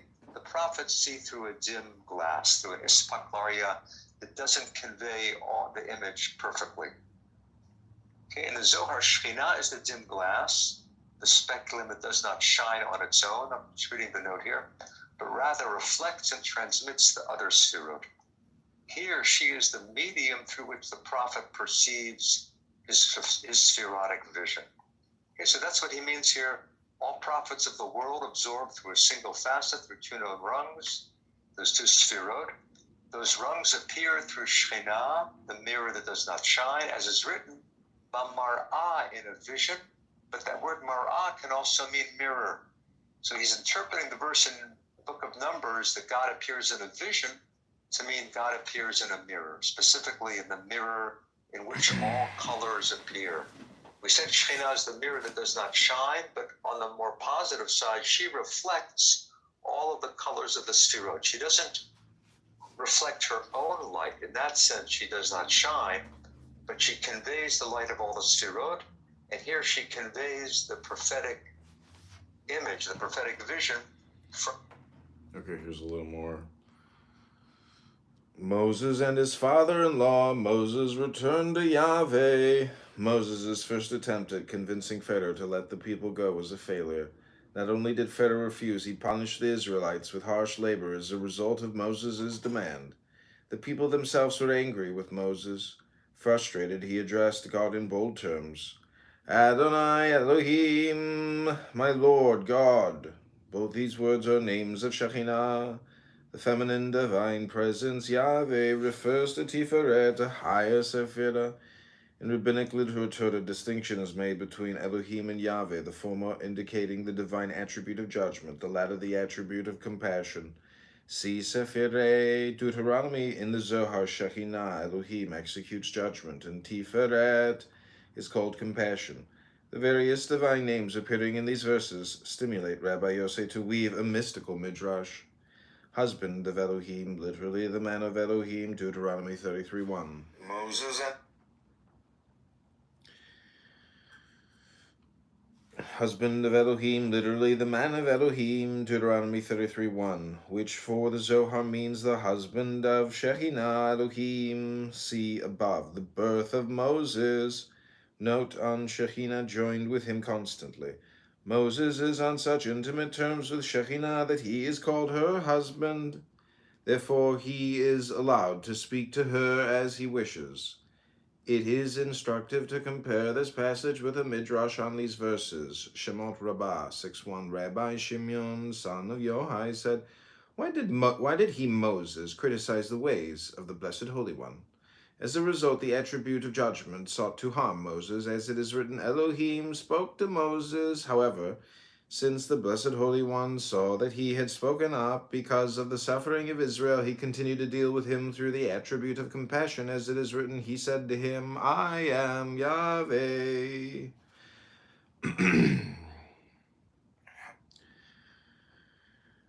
The Zohar passage is obviously built on the Midrash. Following its example, Rabbi Yosef divides Exodus 6:2 into two sentences with two different subjects. Elohim spoke, he Yahweh said. Here the similarity ends, however. According to Rabbi Yosef, Moses is forgiven not because he was standing up for Israel, but because he is a member of the divine family, the husband of Elohim. Do you not know that I am king? The man's wife is the daughter of the king. Rabbi Yosef does not spell this out, but it is clear from the context and the second parable below. This cryptic style is characteristic of the Zohar. The reader is puzzled and forced to search the text to involve himself. As if it were possible, a common rabbinic expression used to tone down radically anthropomorphic statements. He said, Adonai, Moses addresses Shekhinah. Elohim spoke to Moses. Shekhinah begins to answer. The Midrash quoted above, the attribute of judgment sought to harm Moses, as it is written, Elohim spoke to Moses. From above, from Netzach and Hod to the human prophets below. Let's continue with the Zohar. In a dream, I speak with him. Okay, that's how God said in the book of Numbers. God conveys prophecy often in a dream. But the Zohar says here, 1/60th of prophecy, as has been established. What does that mean, as has been established? It often means as the rabbis taught in the Talmud. Okay, take a look down here at 193, 1/60th of prophecy. According to the Talmud, BT is Babylonian Talmud. The very first volume of the Talmud is Barachot, blessings. A dream is 1/60th of prophecy. A dream is 1/60th of prophecy. So that's not invented by the Zohar. The Zohar is just borrowing it from the Talmud. That's why the Zohar says, as has been established in the Talmud. So why 1/60th? Because the Babylonian Talmud uses the number system current in Babylon, which was base 60, and it's almost like, really like we would say 1%. Babylonian mathematics is 1/60. We would say 1%. Of course, we still use the base 60 for hours, 60 minutes in an hour, for measuring angles, for GPS. But we can translate this to 1%. The dream is one fraction of prophecy. So what does that mean? If you have a dream, something is coming to you, but it's 1/60th of a prophetic vision. It's not totally clear, totally full. Maybe it's not totally accurate. It's just a taste, a fraction of prophecy. So that's from the Talmud, basically. But now the Zohar adds a new element. It is the sixth rung from that rung of prophecy, rung of Gabriel, appointed over dreams, as already explained. And the Zohar likes to do that. It says something totally unexplained, unclear, and it says, as has been explained, as if, this has already been talked about. This is basic, but to us it seems totally confusing. So what does this mean, the sixth rung from prophecy? Let's take a look here at the diagram. The sixth rung from prophecy, Netzach was the beginning of prophecy. That would be 1. Hod is 2. Yesod is 3. Malchut is 4. What comes beneath Malchut? The angels. Michael, Gabriel.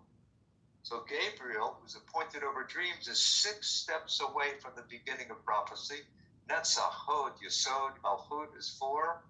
Michael, the archangel. Michael, Gabriel, the archangel. Gabriel. The Zohar is telling us that in its cryptic, poetic way. It is the 6th rung from the rung of prophecy, rung of Gabriel, appointed over dreams. Who is Gabriel?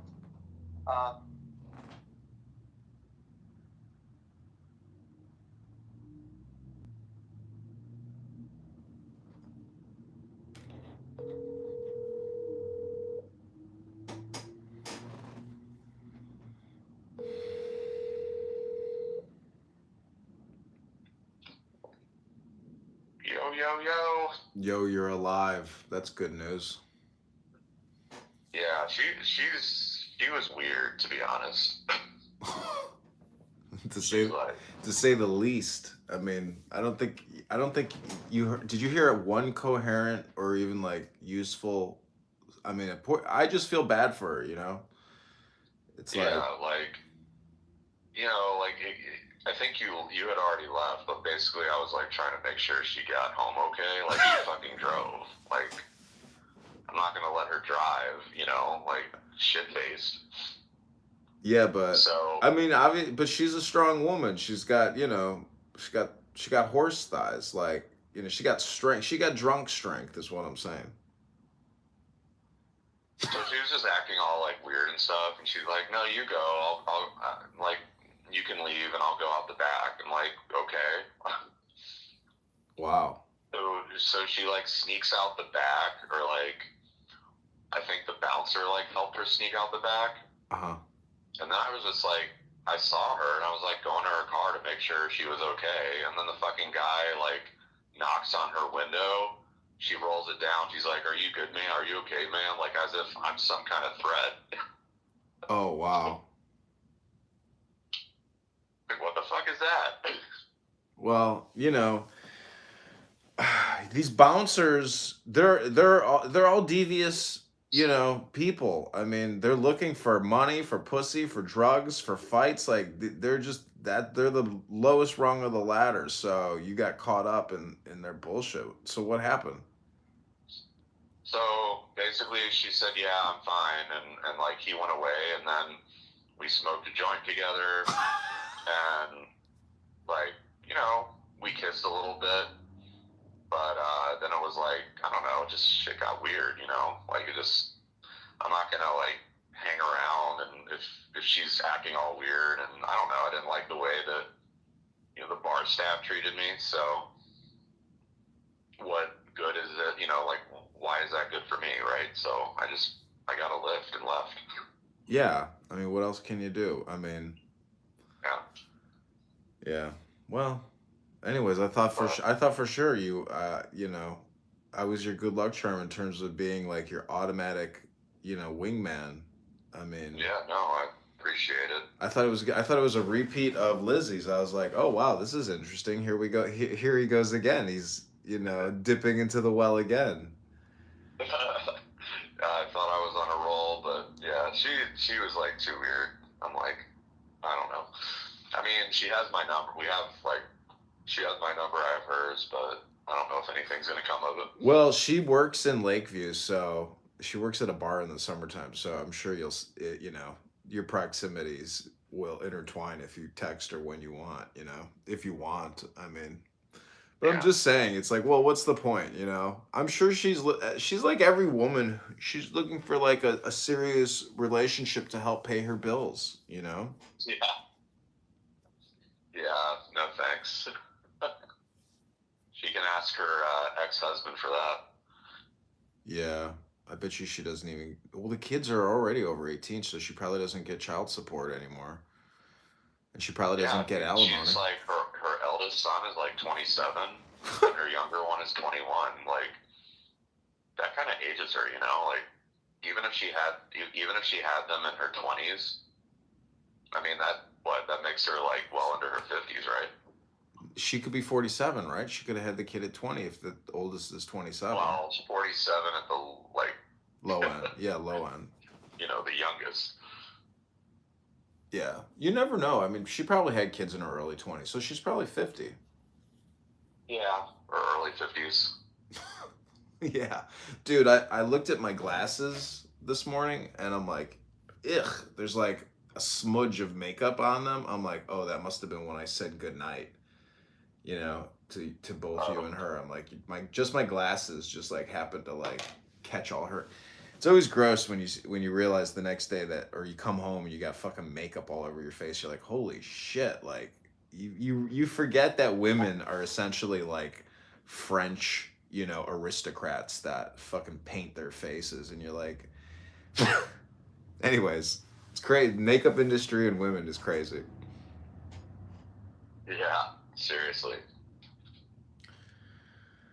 But yeah, I might go down to the boat. I was calling to see if you wanted to go to the beach and to the boat and to take a power walk, do some yoga, and check out the pretty girls sitting outside on the rocks if you wanted to go. Cause maybe I was actually gonna work out, go to the gym, and then I have like a couple of errands to run, but after that I should be free.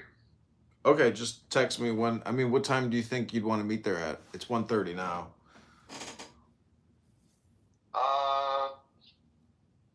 It doesn't matter. Anytime really works for me. Yeah, I'll just text you. Like it'll probably be later in the afternoon. Okay, that sounds good. Like maybe 3:30, Maybe, 4 yeah, ish. 3:30ish, maybe. Yeah. Okay, sounds good. Just text me and then we'll try to meet over at Montrose Harbor. All right, sounds good. Okay, sounds good. Talk to you soon. Bye.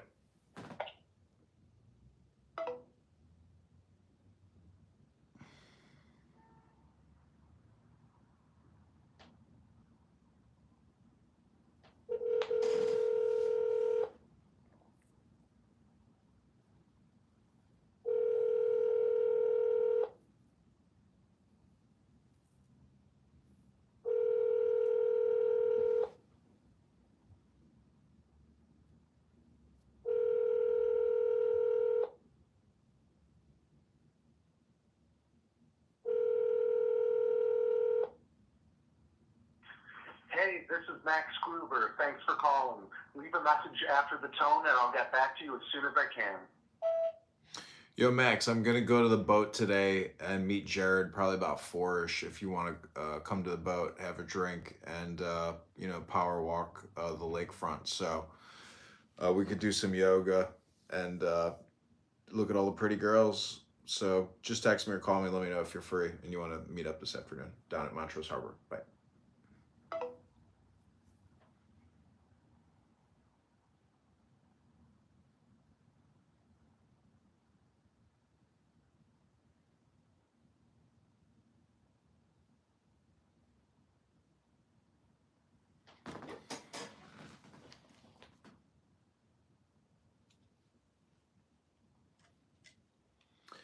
Hi, Clara. This is John. I hope you're having a lovely Sunday afternoon. I was just messaging you to see if you're free today, if you want to go to Montrose Harbor and go sailing or just power walk the lakefront if you're free. This is John. Hope you're having a great day. Bye.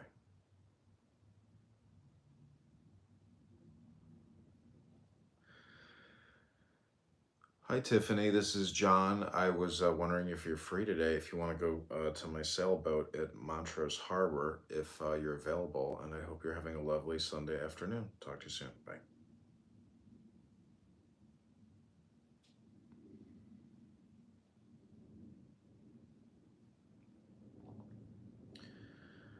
Hi, Vicky. This is John. I hope you're having a lovely Sunday afternoon. I don't know if you're free today, but if you want to meet me at Montrose Harbor, my sailboat is in the water. So if you want to power walk the lakefront and have a little bite to eat and a drink, if you're available, just text me back. Hope you're having a great day. Bye.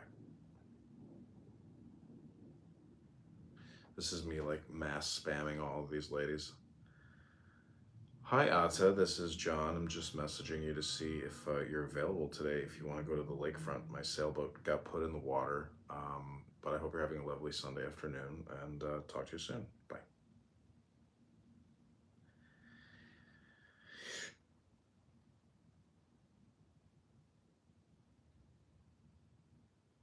Hello, Paige. This is your friend John. Hope you're having a lovely Sunday afternoon. I don't know if you're available today, but my boat got put in Montrose Harbor. So if you want to go power walking at the lake or go sailing or have a little drink and a toke and a little lunch, just text me back. This is John. Bye.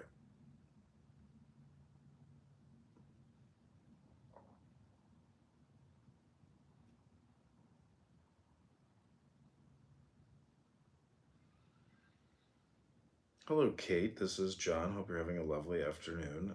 My sailboat got put in the water in Montrose Harbor. I don't know if you're free today and want to go to the beach, but just text me back if you are, and I hope you're having a lovely day. Bye.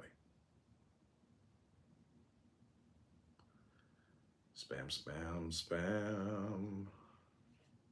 Spam, spam, spam.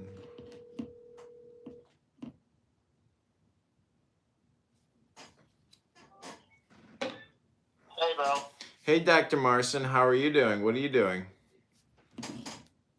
I was gonna start coding again. You? I was going to go down to the beach and go to my boat. Oh, very nice. I was wondering if you want to go like power walk and look at the pretty ladies at the lakefront and do some yoga in the sun. Well, it's still a bit breezy out. I don't think it's yoga weather.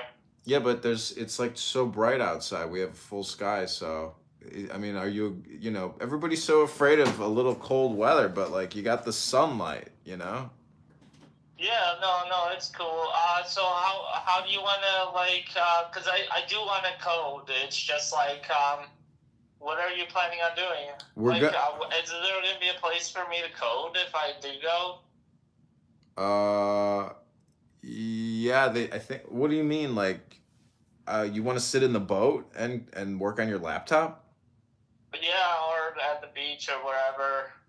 Well, the boat's really the only place, but I don't, unless you have Wi-Fi on your phone, because I think they have Wi-Fi. Everybody got signal and hotspot. We could do that. I think I talked to my friend Jared. He said he's gonna maybe meet me there at like 4 o'clock. So yeah, we can do that. Alright, well, you know what? I'm a bit of a deadbeat and I don't have a car right now, so that's the only problem. What happened? What happened to the electric Leaf?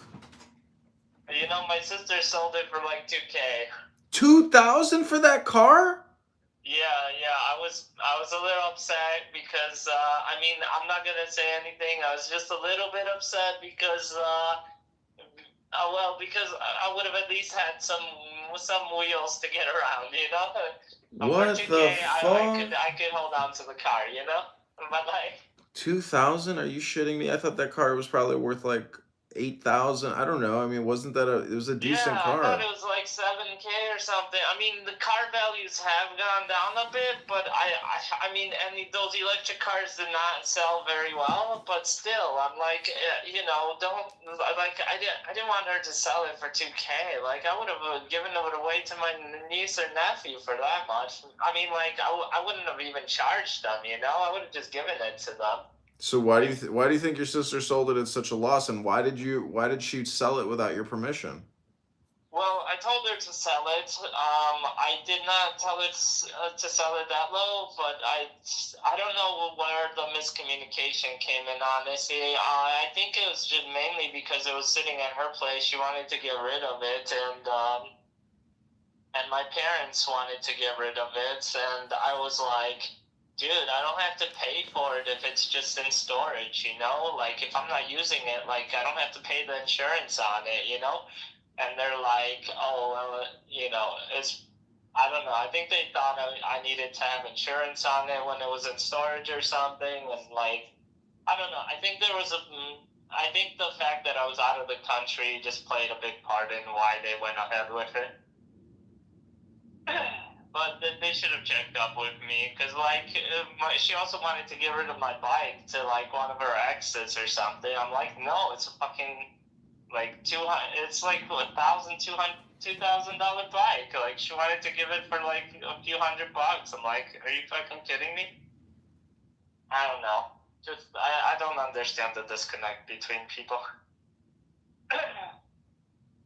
Well, what are you gonna do? Are you gonna get a new car, or are you just gonna Uber? For this whole summer. So I mean, for now, I'm just Ubering, but like, but I don't know. I don't plan on being in Chicago for long. I don't have a good time with the dating scene out here. You know, I'd rather just go to the Philippines or Thailand to bang out some whores. Banging out whores. I mean, where does that get you? Where does that get you? I don't know. Not all of them are whores, you know. Not all of them, but I'd rather just go somewhere where I don't have to like freaking understand what the hell the game is because I don't fucking understand the game at all. So yeah. Well, I don't want to stay here for too long. the game is a communication game, and obviously, banging out whores in Thailand indicates that your communication game is lacking. It's just a much easier communication game. Hey, do you want to go? All right, let's do it. Yeah, that's not a game. That's actually just like retardation, That's what? Sorry. That's like being retarded, meaning that there's no communication. It's easier for me. I don't have the capacity to like do these games. Well, I don't know what to tell you, but we're going to the beach at 4 o'clock if you're free. So, All right. you know, if you want to, All right, I'll hit you up. yeah. I'm trying to start a marketing business, and then takes up a lot of time, and I want to do some I want to release some apps while I'm over this weekend. So I got 2 things I want to knock out so far. Have you talked to Ken? Is he still alive? Yeah, he keeps bitching at me. He keeps calling me a fucking idiot for so I lent these people some money, and I'm trying to get it back, and they're being really inconsistent. and he's like, sue them for hundreds of thousands of dollars, get your money back. And I'm like, oh shit, I don't want to sue anybody that ruins people's lives. I don't want to ruin their lives, you know. How much did you lend? How much do they owe you? Like $20,000. Yeah, dude, it could be worth it because a lawyer's gonna charge you, $5,000 maybe, and maybe you'll get $5,000 back, $10,000 back. But yeah, that's the thing, right? If I go after them, I don't know. I spoke with a lawyer, and she's like, yeah, judge is just gonna throw away any kind of damages or whatever. Right.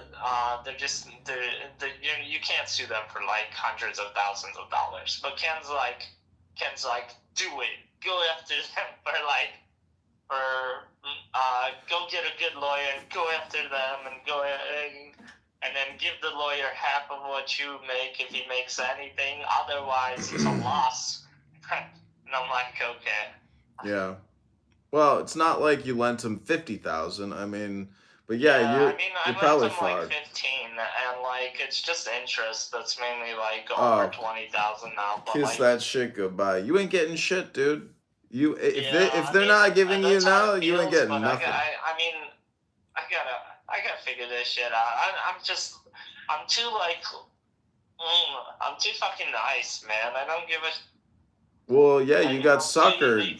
You can't. Fucking fuck over. You can't admit it, but they scammed you, and your chances of recovery are probably nothing. So you probably just write it off as a loss. But if you can find an attorney, and you won't, because you're gonna have to invest in your recovery. Yeah, but you know what? The wrote and called me this Friday, and they're like, yeah, we're trying to get a loan from the bank. We're trying to get another hard money lender to borrow from so we can pay you back. And I'm like, okay, that's fine.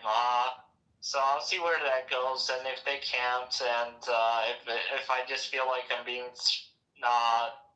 dangled along for another month or so, I'm just gonna go after them. Fuck it. I don't really care about the money. I don't really care if I get it back or not. I kind of do want the experience of getting fucked over by a lawyer. So we'll see how that goes. Yeah, well, don't waste your time. I mean, that's the whole thing. This is all just costing you opportunities. So yeah. That's the worst part is. I mean, I would be in the fucking Philippines right now if I didn't have to deal with this shit because I'm I'm just waiting to get my fucking money back. Where are you living at your parents' house? Yeah, apartment. Wow. Yeah, I mean, I get my own place, but I have such bad game with girls, it doesn't even make sense to anymore. All I would do is live by myself and feel pathetic as is, Yeah, but the nice part. See, the whole thing about life is that separation from your parents is good for your mental health actually, because I mean, it definitely is. When I was in my 20s, it definitely was. But now that I'm in my early 40s, it's they're not as they're not as active in my life as they were previously. They're not I don't know. It's a whole different experience now, honestly. You mean you like it, or it's? It's not as annoying as it was previously. I mean, I can't say I like it because nothing is mine. Everything is theirs. You know, like when they moved into the apartment that I was living in, like in a week or two, like nothing became mine. It all was their place now. You know. Mm-hmm. So I mean, it's not like I feel like I have ownership at the moment. It's just, you know, it's just not as I don't give a shit as much as I used to, I guess. Mm. Well, I have my tenants moved out downstairs, and I have the coach house available too. So if you want, to live here during the summer, I could rent to you if you want to live here. Yeah, If you that's the want. thing. Like, I'll probably be in the Philippines or somewhere. I don't plan on staying here any longer than I have to. At But least what's the over there, point? You live on mad pussy. So you live on the internet, and I think that you don't realize that this city is just full of women. I mean, it is. I have no fucking idea how to approach them. Like, I don't know how I was raised or whatever. Your problem, Marcin. Women scare me the shit Marcin, out of me. Marcin, your problem is your thinking. You see the problem is like you're actually thinking. With women, there's no point to thinking. You know what I'm saying? Like you're overthinking this, and you're actually thinking. That's your problem. Is you have an overreactive mind that responds to the environment. You have. Yeah, I know you're right because in the Philippines, I don't think about it. I just do it and it works out. But like over here, it's like I mentally freeze. Like I'm mentally like. That's not true. Myself, you know. That's not true. It's a whole different experience here. That's not true. I've seen you flow, and I've seen you dance and have fun and just be natural.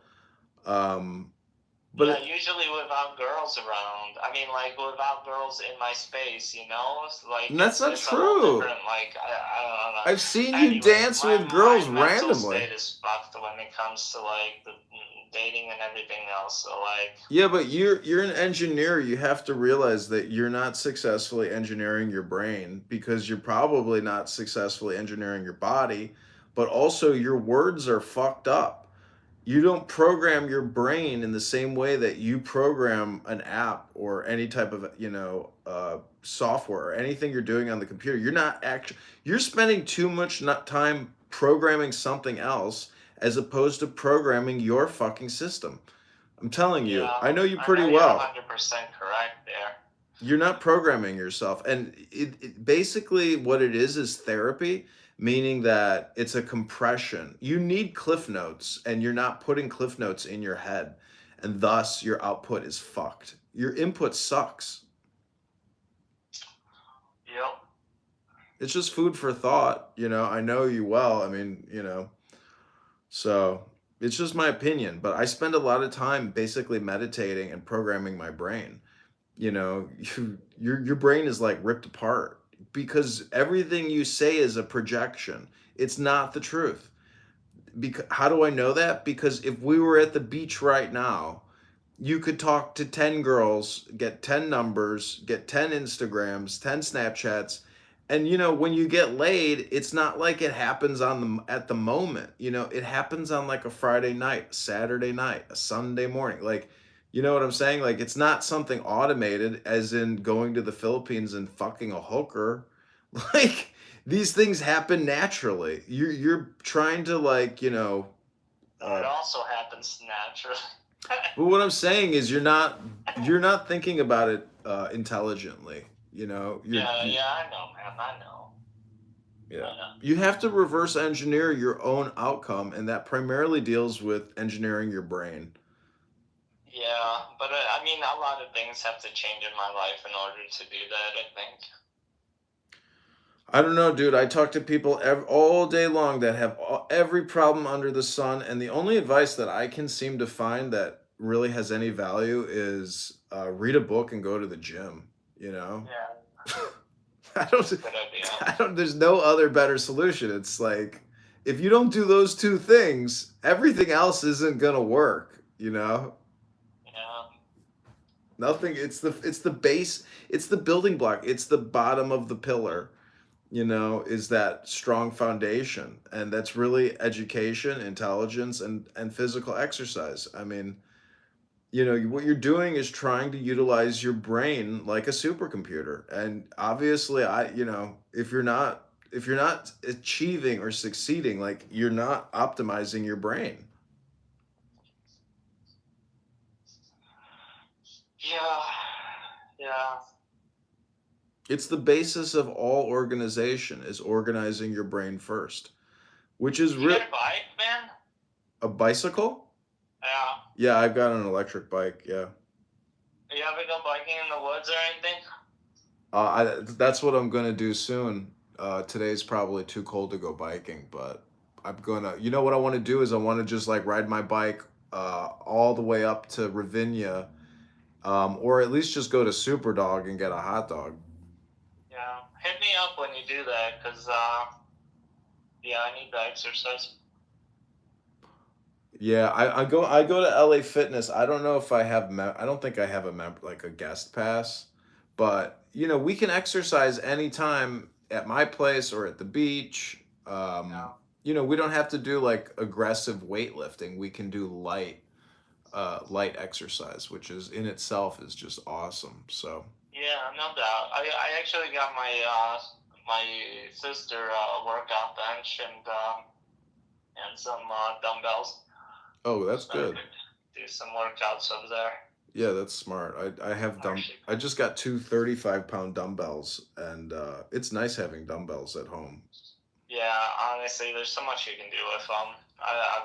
I'm so out of shape that like 25 ones are good enough, but like, yeah, I'd love to like go higher. Yeah.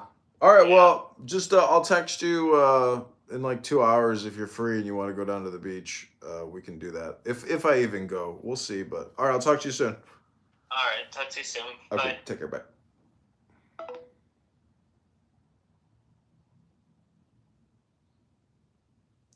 Hey John, I'm spending the day with my grandmother, so I can't. I'd really love to make some plans soon. Though, by the way, could you let me know if you received this message? I've been having some trouble with texts. Video. Hi, John. I'm in a farmer's market with my friend.